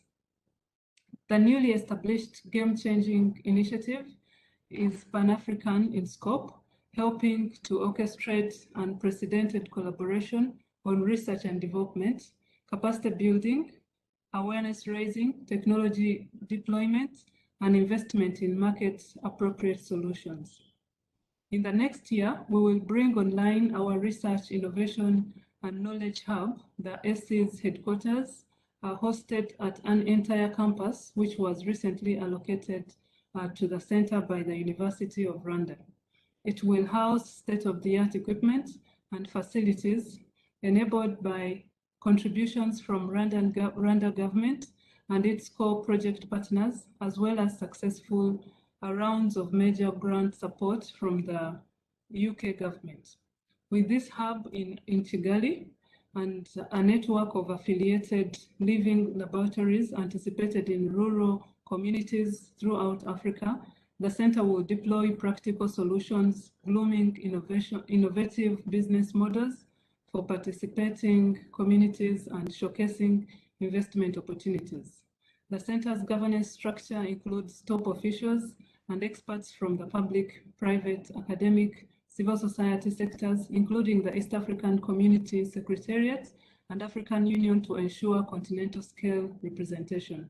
The center offers an unparalleled opportunity to help meet national development targets, fulfill the Sustainable Development Goals, realize commitments to the Kigali Amendment, to the Montreal Protocol, and the Paris Climate Agreement, and follow through the Rome Declaration on the contribution of the Montreal Protocol to food loss reduction through sustainable cold chain development. Rwanda is delighted to host the center and showcase the incredible progress and next steps alongside our co-partners.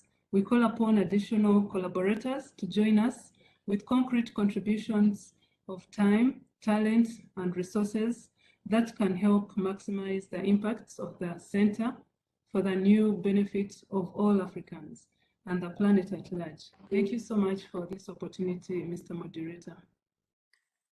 Thank you very much for sharing with us the perspective of Rwanda and Africa.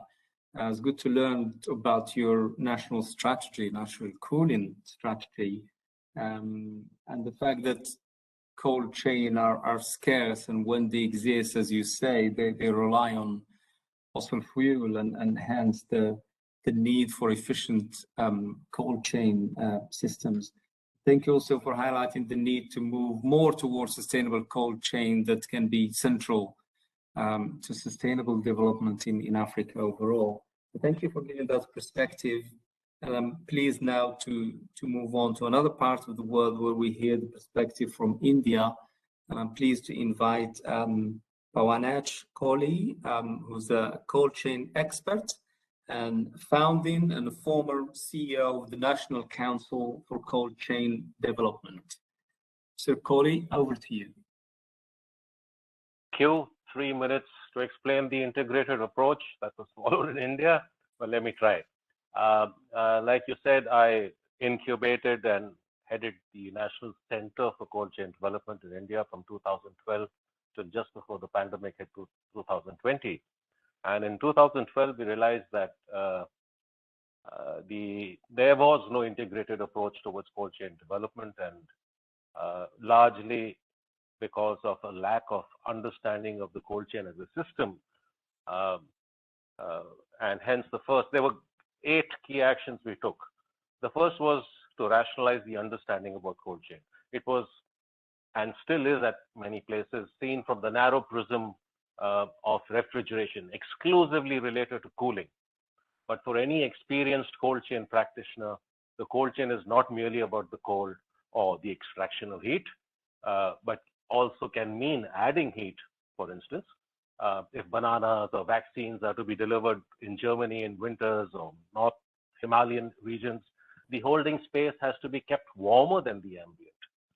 Similarly, heating or cooling a space to maintain a predetermined temperature is not a sufficient condition for the cold chain.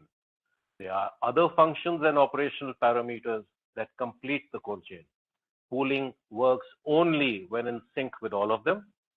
The next was, in fact, let me stay with this understanding of cold chain. It did not help that in the local vernacular, in the local language, the cold chain was typically translated as 2 words, as the chain of cold or chaîne du froid. It allowed a distortion of the meaning, and the systemic approach got lost. At its very formation, I decided that the National Center for Cold Chain Development would spell its name as well as the cold chain in all its document as a hyphenated compound noun, and defined it for all its system-wide complexity. Some said this was just squibbling over semantics, but semantics is about logic. We found that by itself, this helped break the unwholesome focus on cooling and allowed us to drive a system approach to explain that the whole is greater than the sum of its part, albeit the cold is a key part, right? The number 2 thing was bring about some understanding around food loss. It's a major concern in the food chain. But we needed to explain refrigeration, cooling does not stop food loss. All food will eventually expire, even in the cold chain, in the best of cold chains. Only consumption stops loss of food. So cooling or refrigeration helps stretch, gives you some breathing space, and that space has to be used to connect with consumers across space or over time. So cooling has no real purpose. It only adds energy and cost to the system, unless the all-important logistics connectivity is also enabled. And this is even more urgent in case of fresh produce. So this was a second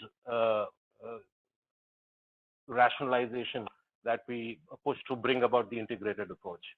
Everyone spoke of farm to fork, which is the linear flow of goods from source to consumption.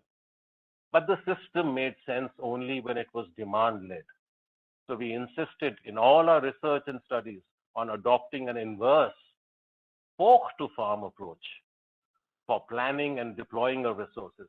This added clarity and purpose for future development.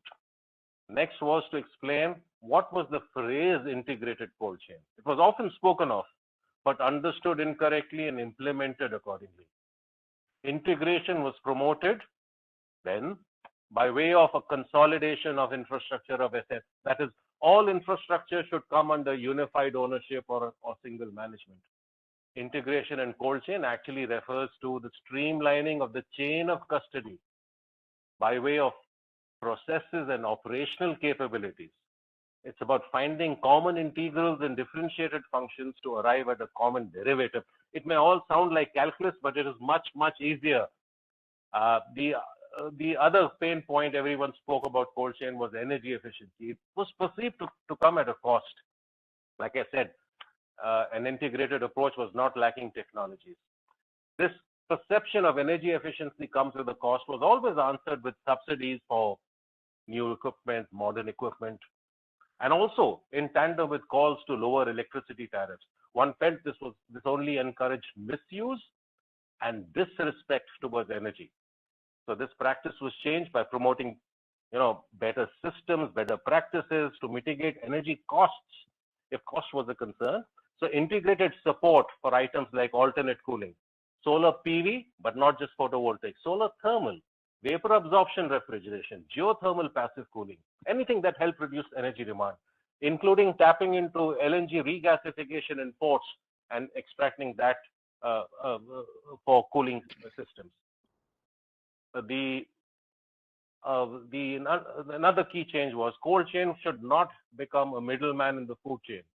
It should not be seen to only leverage technology to become another intervention without bringing financial and social and economic benefits to the producers. It should be seen as an empowering service, which disrupts and I've crossed my time, I guess. Yes, I'm afraid so. But save the rest for the questions. But thank you very much, because that was very helpful, because you looked at another dimension of, looking at the integrated approach, you need to have a rational understanding of the cold chain first. And as you said, look at the overall spectrum of development from fork to farmer approach. So that's really important. And also you highlighted the point where I think so far I've been hearing about food loss.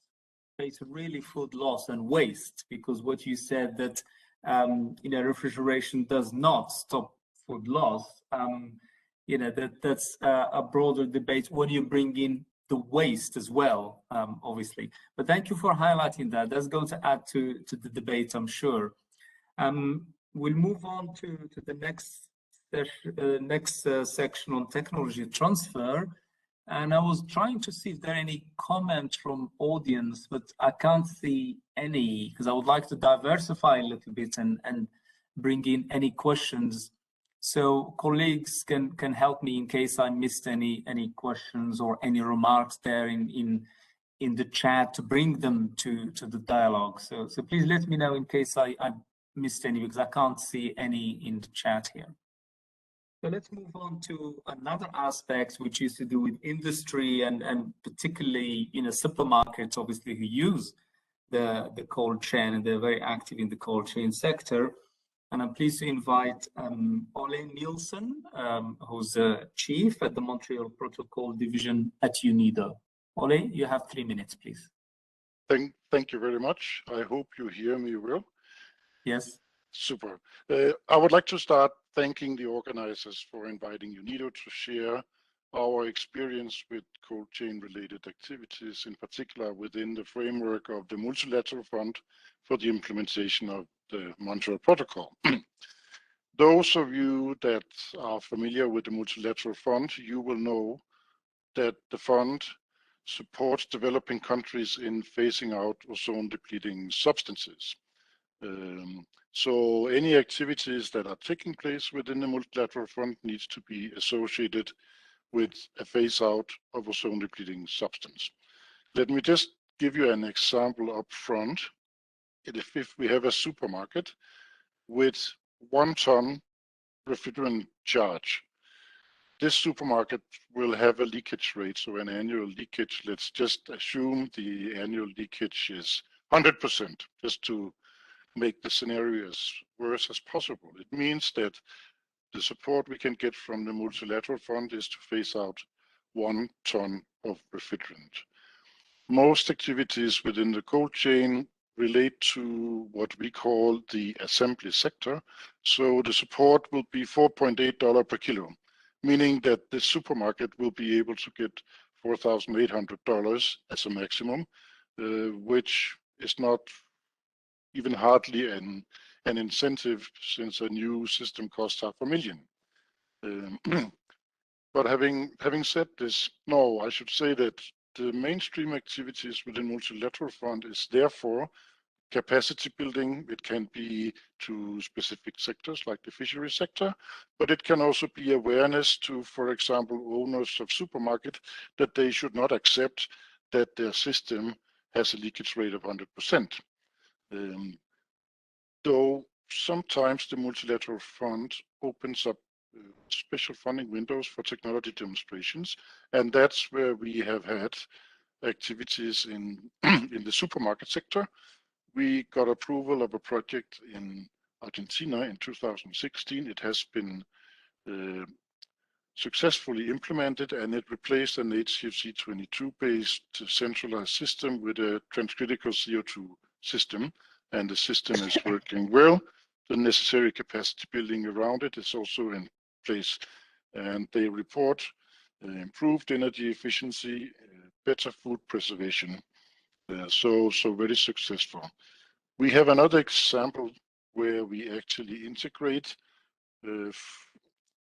cold chain activities in the so-called country-wide HCFC phase-out management plan. That is in Brazil. We need to be conscious that we have to associate with phase-out. So it's quite a lot we need to phase out if we should do a meaningful activity. But Brazil is a big country, so we managed to develop modular propane chillers that works for medium temperature in supermarkets by means of a secondary fluid, and then it operates with smaller subcritical CO2 systems for low temperature that runs on the secondary fluid as a condenser. So this is a very simple system, but it also reports lower cost. It reports better energy efficiency, and we can see that the regular business has taken up after our intervention. However, other donors are also available that support these activities, and I can just give you a few examples from the GEF. We do in Philippines what we call the food cold chain. It's a platform where relevant stakeholders can exchange views, and the relevant stakeholders in this case can be owners of supermarkets, it can be technology providers, but also financial institutions. That's one activity we do in Philippines. We have another example in Vietnam on a cold store where we simply replaced the HCFC 22 based cooling equipment with a propane based cooling equipment, and also there we can report better food preservation, lower energy consumption, and of course we get rid of all the harmful gases. Finally, and since we have CCAC here, I would like to mention we did a technology demonstration in Jordan with a transcritical CO2 system, simply to prove that this can also work well in warm climates, and that was a CCAC approved project. Thank you so much. Sorry for speaking too much. Thank you very much. Thank you for finishing with that technology demonstration in the context of warm climates for the technology to be operational there as well. So thanks very much. You touched on something we haven't heard before on the leakage aspect, and also you spoke about the need for building capacity and awareness of this issue of leakage. So that's something we haven't heard yet. So it adds nicely to the diversity of this issue. We touch on so many points. And one that some of you have actually mentioned is investment in the cold chain, obviously. So that brings me nicely to some considerations for de-risking and optimizing investment in the sustainable cold chains. And I'd like to invite my colleague, Olivier Dubois, who's the Senior Natural Resources Officer at FAO, and he will be talking about investment in sustainable cold chain. Olivier, over to you. Thank you. Okay, I see that Maud is sharing this. Just very quickly, something that might address, as you said, Zitouni, what was mentioning, the need for data, the need for considerations on financing. Yes, next slide, please. So we see two complementary ways to de-risk and optimize investments in renewable energy for cold chain. One is basically mapping the potential for renewable energy in these cold chains, and where the potential to realize increased in food production is not actually doesn't happen due to lack of energy. And this mapping should be complemented by comprehensive cost-benefit analysis on renewable energy investments in food cold chains. Next slide, please. This is one example of mapping. We did this mapping on the possibility to use residues from food chains for bioenergy, like with biogas, obviously, in the different districts and provinces of Zambia. So once you have that, you say, well, if there's a deficit of energy for cold chains, maybe we can use these residues to produce biogas for cold chains. Next slide, please. The example I'm giving you is for maize meals, but you can apply the same for cold chains. This is from Uganda, and this basically, the first map looks at where you have maize meals, and surprise, surprise, you have them where you have grid connection, which is not everywhere, obviously, in Uganda. So then the next slide, please. You look at where this deficit of realizing the improvement in food production is due to the lack of energy, and you say, well, this is where you should install, in this case, solar energy mini-grids. And so what I said for maize meals completely applies to food chains. Look where they are and where they really help increase food production where there's potential. Look where this potential is not realized and say, well, let's install food chains there, let's say in the milk sector, and then look at the situation for energy. Now, this mapping will be complemented by some cost-benefit analysis. Next slide, please. And this is, for example, a comprehensive cost-benefit analysis that we did on renewable energy in food chains. What is important here is to look at all the aspects that we consider. It's not only the financial aspects, it's water aspects, land aspects, taxation, subsidies, GHG emissions, value added, you name it. So it's a comprehensive cost-benefit analysis. Click, please. And this is an example from a cold chain in Kenya, at the milk chain, where the quantitative factors are in bars, the qualitative ones are like circles. And this basically complements the mapping. And I think it really helps address the need for data, information, and also how to finance cold chains. So thank you for your attention. Next slide. Thanks very much, Olivier. That's two nice perspectives on the complementarity between mapping and cost-benefit analysis. In looking at the linkages between food and grid connection, looking at the lack of energy and its impacts on food security. So thanks for that. I think during the first panel in particular, there was a lot of discussion about co-benefits of cold chain. And one of the aspects we look at now is cold chain for vaccines, in addition to just looking at the food loss and waste and what are the options and solutions. So I'm pleased to invite Brian Hartley, who's a principal specialist at energy efficiency and cooling specialist at the Sustainable Energy for All. Brian, over to you for 3 minutes, please. Thanks very much, Zitouni. Yeah, so my name's Ben Hartley. I work for Sustainable Energy for All, and we're an international organization that's dedicated to driving faster action towards the achievement of SDG 7. I think our work on cooling started in 2017 to generate the solutions necessary to provide sustainable cooling for all. across human comfort, food nutrition, as well as health services.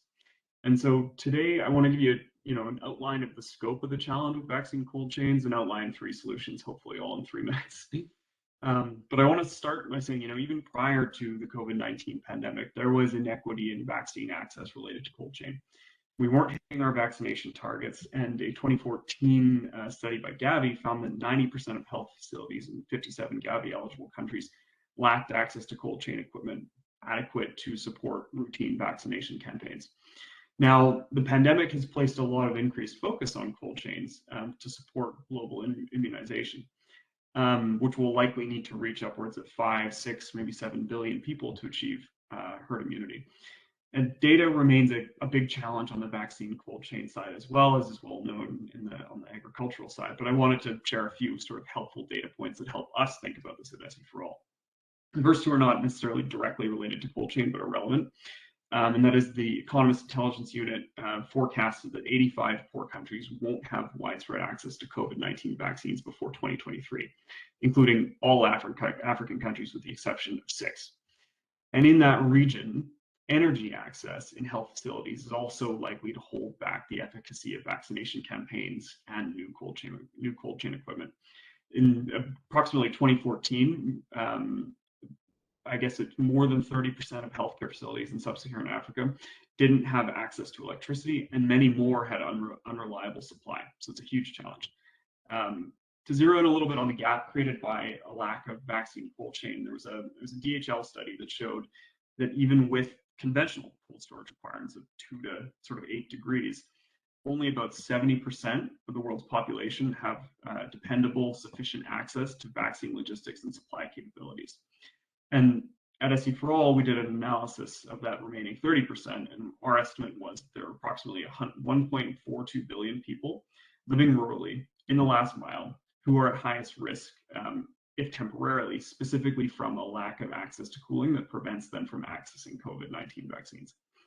So with vaccine approvals and the relative efficacy of these sub-zero vaccines, attention has rightly shifted to the massive cold chain expansion that's going to be necessary to achieve an equitable response. And while supply will remain the dominant issue, I want to highlight 3 sort of solution types that can strengthen health systems for the long term and help address climate change through cold chains. And here, like food, a vaccine saved is akin to a vaccine produced. So first, we have the technology, but we do need a policy environment among governments and development actors that embeds a very high procurement standard for climate and ozone-friendly refrigerators and freezers, and promote those that run off solar power. Second, we know, upfront costs of the best technologies on the health side do remain high. So the development community needs to make use of new business models that support local solutions. This includes cooling like a service, obviously bulk procurement, and community cooling hubs as well, which can similarly deliver legacy infrastructure for vaccines, as well as having crossover impacts in agriculture. And lastly, off-grid renewable energy in health facilities is very necessary to deliver reliable and cost-effective electricity in countries with electricity access gaps, and to help ensure the best equipment can be run reliable in rural health clinics. So, we're looking forward to hearing a little bit more about that, including at the high-level dialogue on energy this Friday, which will come the day after the Food Systems Summit, in the form of new energy compacts, so stay tuned. And I'll conclude by just saying that, there are many more solutions. I invite you to sort of visit the resources at seforall.org, and thisiscool.seforall.org. But we're seeing that it's the poor who face the most significant challenges in accessing a vaccine for COVID-19. And as governments deliver them, investments in ozone and climate-friendly vaccine cold chains can save lives now and build a legacy for the future that guarantees vaccine equity and has these crossover impacts for agriculture. So thank you very much, and I'll turn the floor back over. Thank you very much, Ben. That's really helpful to look at this other aspects for cold chain application for vaccines, and thank you for highlighting the need of not just the technology but the policy environment, obviously, to be able to make this really impactful, and combined with that, looking at the cost and the business models. And thank you for highlighting the importance of off-grid renewable energy as well, because the people in remote areas, obviously not connected, access to renewable energy can make a difference to having some kind of cold chain application, even just little refrigeration that's going to make a big difference to people's lives. Thank you for that. Before we move on to the last question, I have some questions here. I just want to give a sort of a pre-warning to our industry colleagues, Kevin and Marco. There's a question here about the use of natural refrigerants. So what is the role that natural refrigerants can play in ensuring sustainability of cold chains? I'll let you think about that, and let me come into the last questions. I'll come back to you though, so think about it, just to give you a little bit of time, and I'll come back to you. So let me now invite our next speaker, looking at what I mentioned earlier in my introduction, the cold chain status report and a summary of that, as a presentation of this summary. So I'm pleased to invite Nathan Borgford Parnell, who's the Climate and Clean Air Coalition colleague, CCAC. So Nathan, over to you for 3 minutes, please. Hi, Zatuni. Thank you very much. It's an absolute pleasure to be here, to see a lot of faces of friends and colleagues that I haven't seen in quite some time, certainly. This is the time of year where normally we would expect to be seeing each other in person very soon. It's a sad state of the world that we're in now. I'm glad that we can meet virtually, but someday I would like to shake your hands again, maybe have a beer and talk about cold chains. I know we're running a little over long here, so I'm gonna try to be as brief as possible. I mean, you did, Zatuni, give a short introduction about this global food cold chain status report, the summary of which we're delivering for the upcoming summit. This is a joint effort. I'm sorry. Is somebody cutting in? No, we hear you. No? Okay. Yep. Yep. So this is a joint effort by the UNEP Cool Coalition, the CCAC, the FAO, the Ozone Secretariat, and the government. A good collaboration across IGOs and governments. The report reviews the status and challenges, good practices, and tools that are available related to sustainable food cold chain development. And as I said, this is a summary that we're putting out. We do plan on finalizing this by the end of this year, 2021. The lead authors of this report are Toby Peters, who was on the previous panel today, and Dr. Leila Sayan. So the report analyzes the key drivers for growth, energy and environmental drivers and demands, barriers and challenges to development of sustainable food cold chain systems. Some of the key, it has many key recommendations, but some of the key recommendations I think you will recognize from recommendations made by previous speakers, both in this panel and next. But one is, the primary recommendation is that we need to start taking a systems level perspective on cold chain provision, particularly thermal thinking, not just in the technology that cools, but the energy that goes into it, and the entire system that surrounds the delivery of food from the farm to the fork. Within that, and something that's very close to my heart within the CCAC, because we are all about quantified co-benefits, but the recommendation is that we quantify and value the broader potentially strategic impacts of a cold chain, which can increase the scope of the return on investments and improve the business case. More broadly, this could include investments that have been brought up previously, such as benefits that have been brought up previously, such as public health improvements, reduced food loss and waste, water savings, GHG emissions implications, energy savings, and the like. The findings of this report draw significantly and primarily on a growing collection of right now more than 40 case studies from governments, the private sector, associations, and international organizations. In support of this report, we are developing a robust publicly available database with these good practice examples. And maybe I'll just give two highlights of some of the examples that we have that illustrate and lead to the recommendations and conclusions. One example is the Cold Hubs Ltd. It's a company based in Nigeria that combines the use of renewable energy systems with the innovative pay-as-you-go financing model for solar-powered walk-in cold rooms in farm clusters.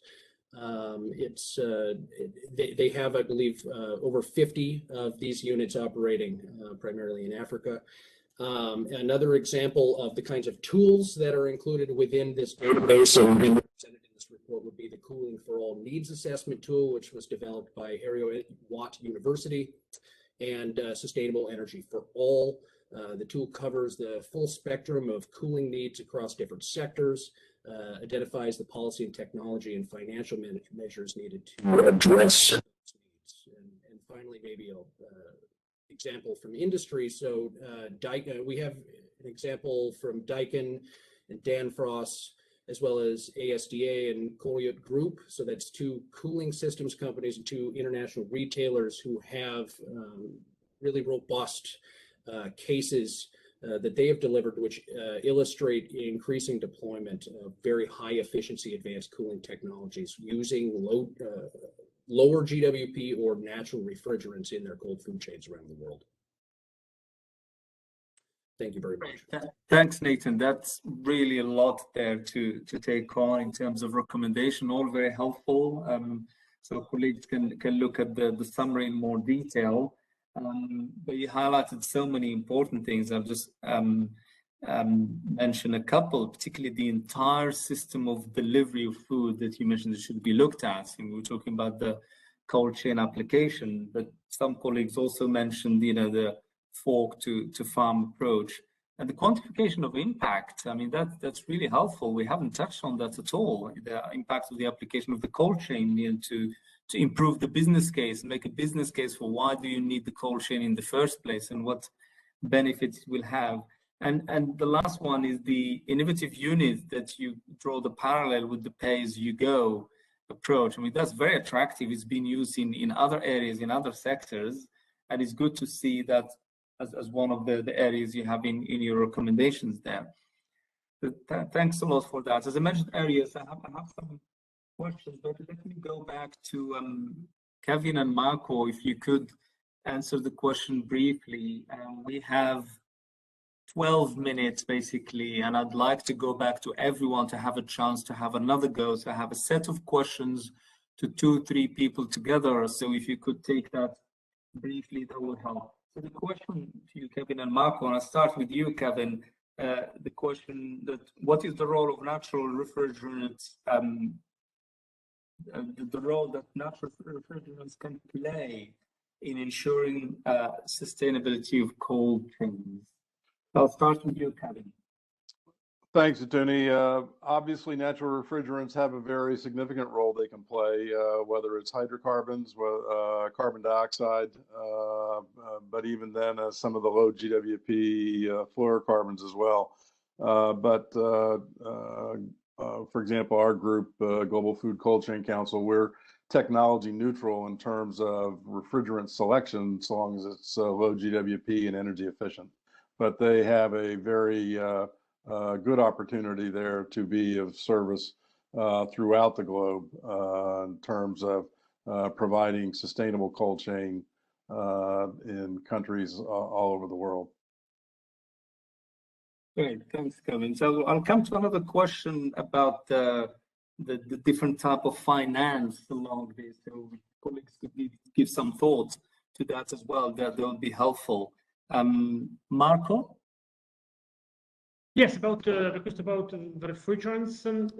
Natural refrigerants has got a very key role, of course. I'm looking most from the services sector, which is I represent, of course. We are neutral as well about technology because we install and we maintain every kind of system with every kind of refrigerants. What in my experience, I saw first alternative refrigerants like hydrocarbons in developing countries because it was cheap, of course, They were used instead of synthetic refrigerant, which was not always available. So was the first time I saw hydrocarbons, to be honest, in systems in developing countries. But of course, we have to be very focused on the risks of using alternative refrigerants, natural refrigerants. Of course, we cannot use natural refrigerants where are not supposed to be used. Only in new systems, because new systems are designed for natural refrigerants. If you want to retrofit, you have to use the same refrigerant you have in developing countries, for example. There are a lot of systems in developing countries you need to be maintained and serviced. You cannot at all change the refrigerants because this is risky. And we want to point very well that there have been happened accident for that, so we don't want that. So also low synthetic, low GOP synthetic refrigerant has got a very important role for that. Right. And also, if I can make one more point, there are some sectors that are not really, we have technology for supermarkets, for storage. For the transport sector, we still have, an uncertain area for natural refrigerant there. So we should also check the right refrigerant for the right application. Okay, thank you. Let me now bring in India and Rwanda, colleagues from India and Rwanda.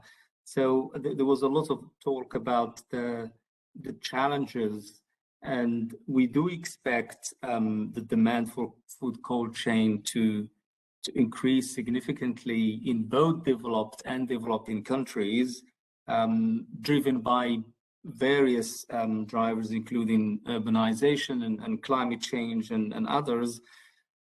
So how do we address these challenges in cold chain in the food systems against these drivers I mentioned? So let me start with Rwanda and then ask India to come in as well. Very briefly for 1 minute, please.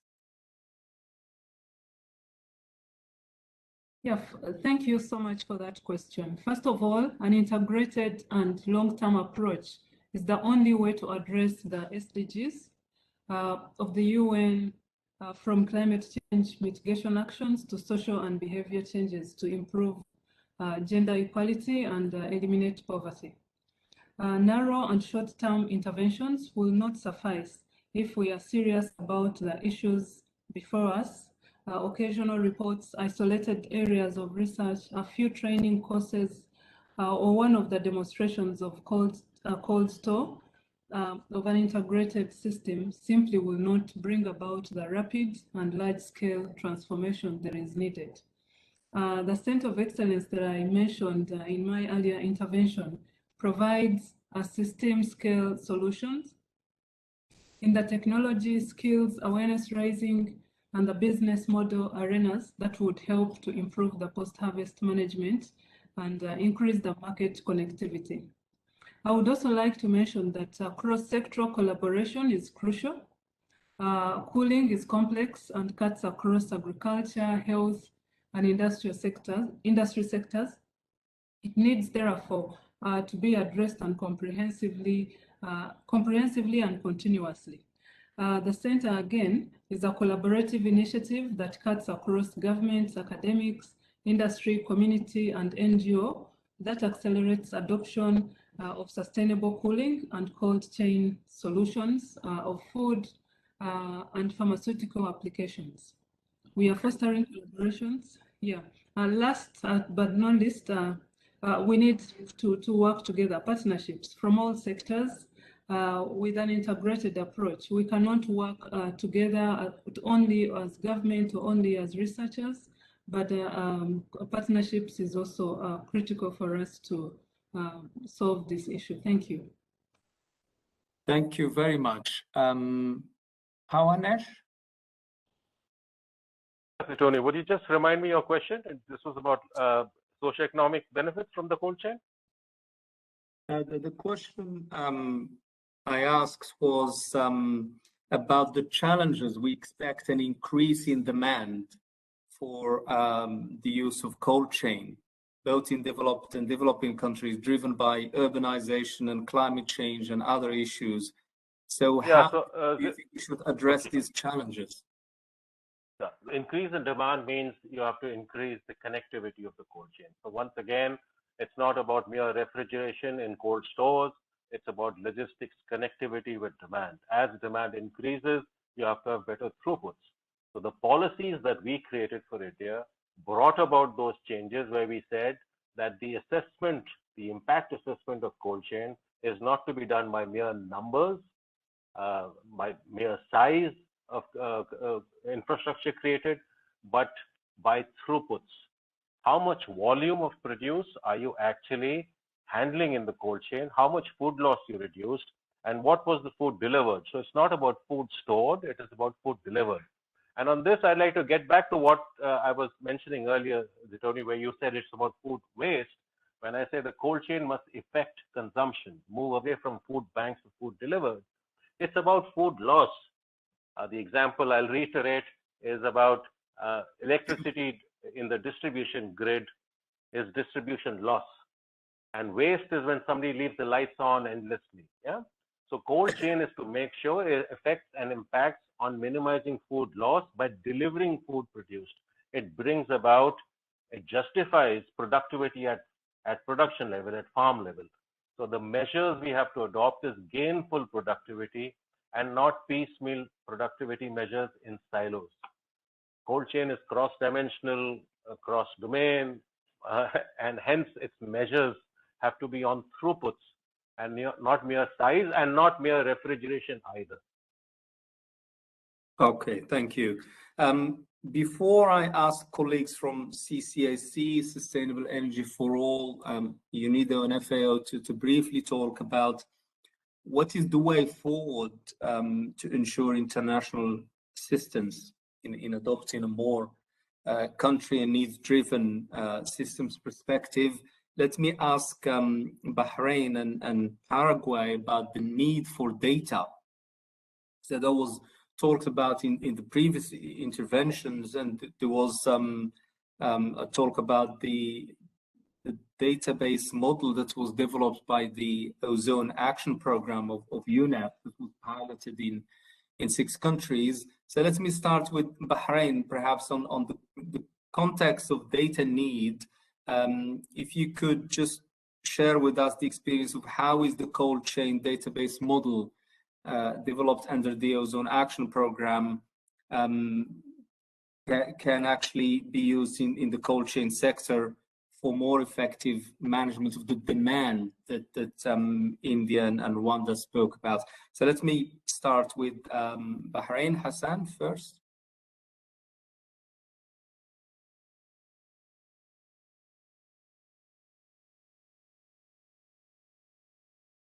Are you still with us? Maybe not. So let me ask the colleague from the Paraguay to answer the question.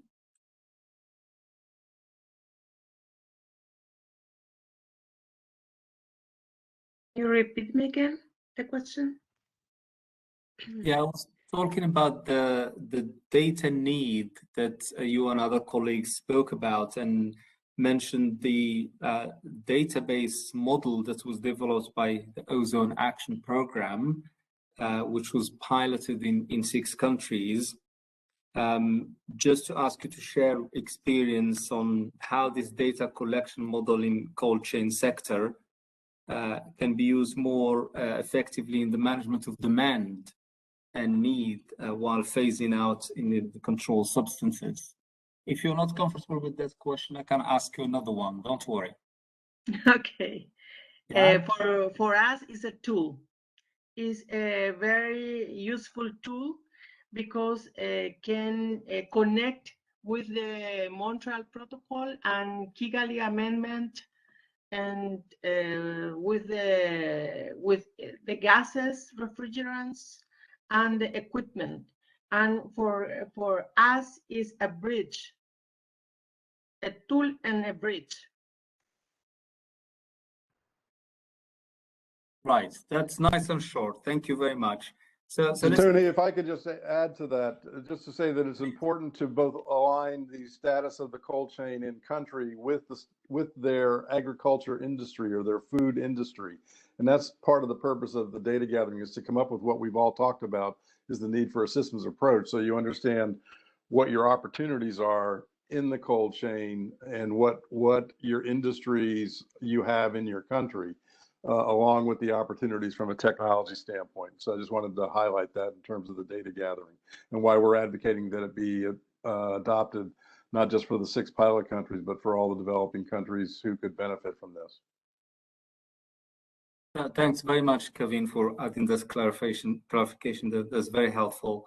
So let me ask colleagues now, as I said earlier, from UNIDO, CCAC, Sustainable Energy for All, and FAO, on the issue of the importance of international assistance, going forward from here, in adopting a more country and needs-driven and systems perspective in technical projects on food systems, cold chains, and the Montreal Protocol that various colleagues spoke about. So let me start with the SE for All. Thanks very much. I'll go very quick. I know we're short on time. So I think, first of all, how to drive it, thinking about solutions, not just in terms of, active technology, but passive technology, policy reform, services, training, education, and different financial solutions that run a gambit of different ways of intervening. I think data is crucial. We need to invest in data, as Kevin was saying, across a lot of these countries. And technical assistance finance for that type of investment is really critical to being able to deliver on these needs-based approaches, because you need that data in the first place, and it often doesn't exist. I think, finally, I think coordination among different development actors is really necessary. We're starting to see that really well, but we need to do more work on the health side in particular to bring those communities of practice together with the energy folks, the agriculture folks, to make sure that we're working in a joined up way. And in the same vein, I think we also need to make different financial mechanisms work together. We need to see them be a little bit more coordinated in countries where they're working. So, we align the refrigerant transition with efforts to sort of implement energy efficient and climate friendly cooling with the sustainable development goals, et cetera. So I'll leave it at that. That was a few in a short period of time. Thanks. That's very nice and short. Thanks a lot. Nathan?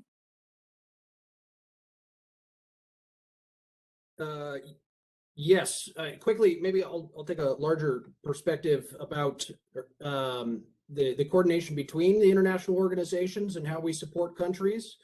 It may not surprise anybody here. In fact, I'm sure many of you are involved in these conversations, but this isn't the only venue where systems thinking is the topic at hand.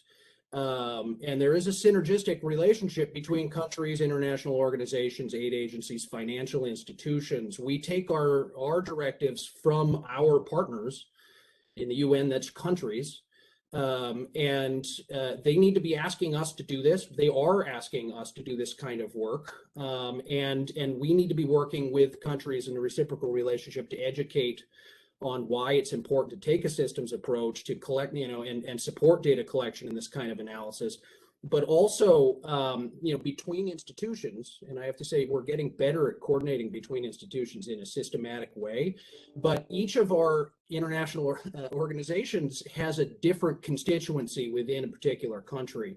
And each of those constituencies, often, Ministry of Agriculture, or Ministry of Energy, a Ministry of Environment, Ministry of Sustainable Development, or a meteorological office. Each one of them can give a different directive to each one of us individually, and it may create substantial overlaps and may actually induce our agencies to work at cross purposes, in some instances making duplicative data sets or working on duplicative processes in countries that are supposed to ostensibly be to support systems thinking. And so, maybe this is a long-winded way to say that we need to do a little bit more systems thinking internally within the UN, the family, and that needs to be supported by our member states making the request that we work together more holistically. And I don't remember who it was. I apologize. I should have written down who said this in the first panel, but the need to formalize a systems approach from a super sectoral approach led by a head of state I don't know, Zatouni, if it was you.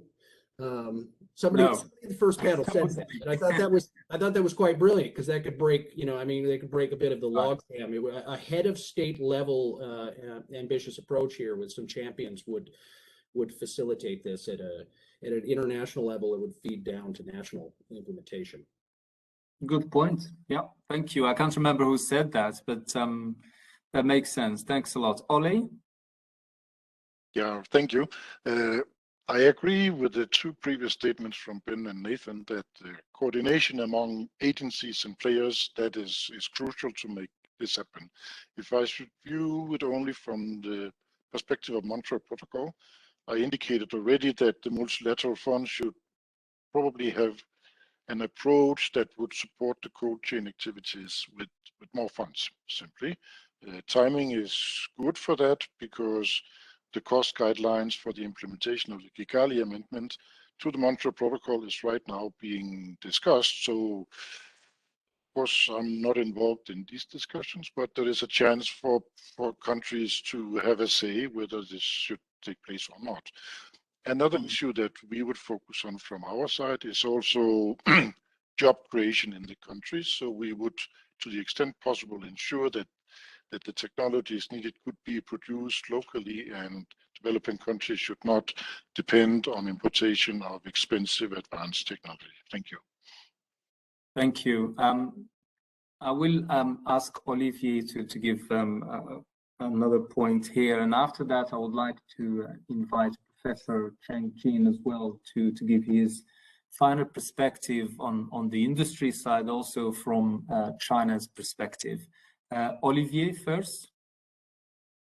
Yes, just quickly. Yes, Nathan, you took the words out of my mouth. I am the guy who said it in the first panel. An integration systems approach at national level with supra-sectoral coordination is important, because it helps having a systems approach at national level, also the way support is requested.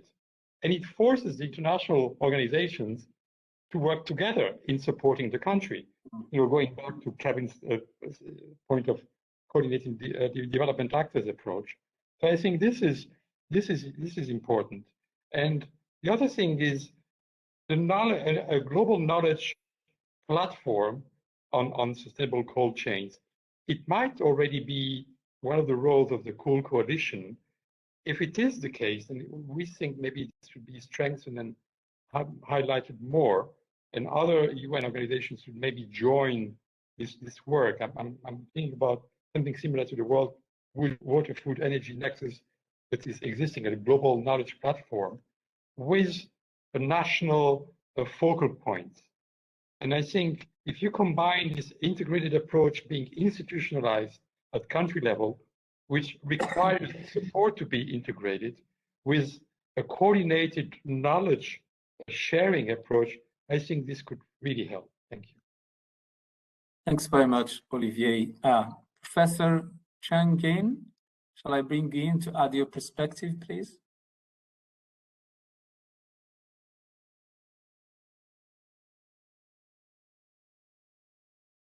Yeah, for the cold chain industry in China, we plan to use some of the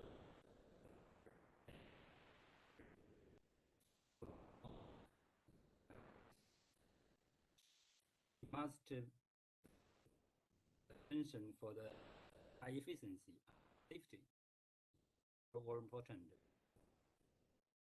These are things for the association and the can use the safety is.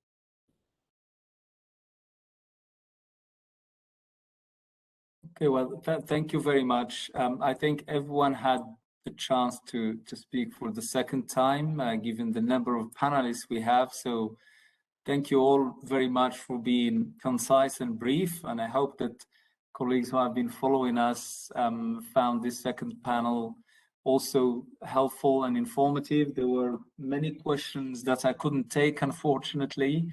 But my message to everyone, instead of summing up, because we don't have time, There were so many issues obviously highlighted, and for me, the key message is that there is still a huge potential in the use and application of cold chain.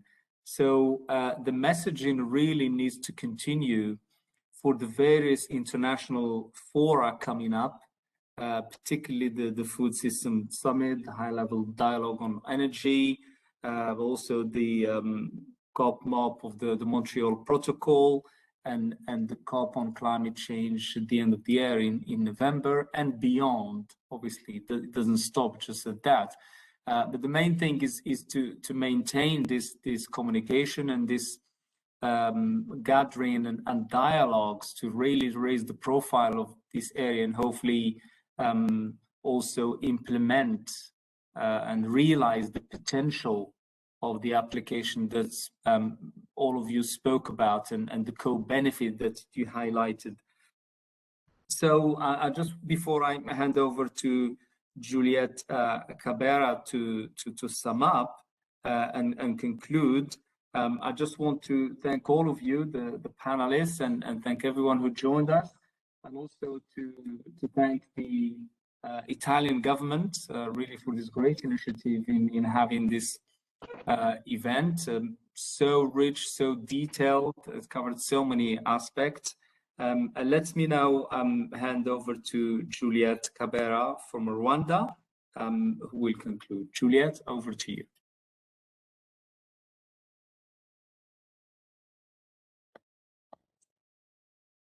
Thank you so much, Mr. Facilitator, for guiding us through this very interesting discussion. Let me first and foremost thank the government of Italy, the Food Agriculture Organization, and the Ozone Secretariat for organizing such an impactful and global gathering on sustainable cold chains. My thanks also go to the speakers from the different sectors and participants for such a fruitful discussions today. It is fantastic to hear about all the ongoing initiatives, projects, and innovative ideas for delivering sustainable cold chains. We are moving together from words to action.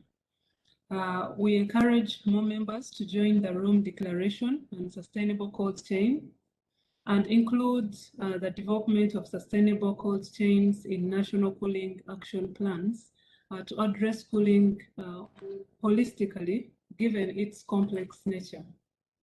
The discussions at today's dialogue are also very helpful for our work in Rwanda. I will share the lessons learned from today's session with my colleagues working on the Africa Center of Excellence for Sustainable Cooling and Cold Chain. Let us continue to be ambitious, creative, and collaborative to advance sustainable cooling and cold chains around the world. Thank you once again for your participation and great ideas shared in today's discussion. Many thanks and bye from Rwanda, Kigali. Thanks very much, and thank you everyone, and have a nice day, nice evening, depending where you are in the world. Bye. Thank you. Thank you, everyone. Bye. Bye, everyone. Bye. Thank you. Bye, bye. Bye. Bye, thank you. Bye-bye. Bye-bye, thank you for the opportunity. Thank you. Bye-bye. Thank you.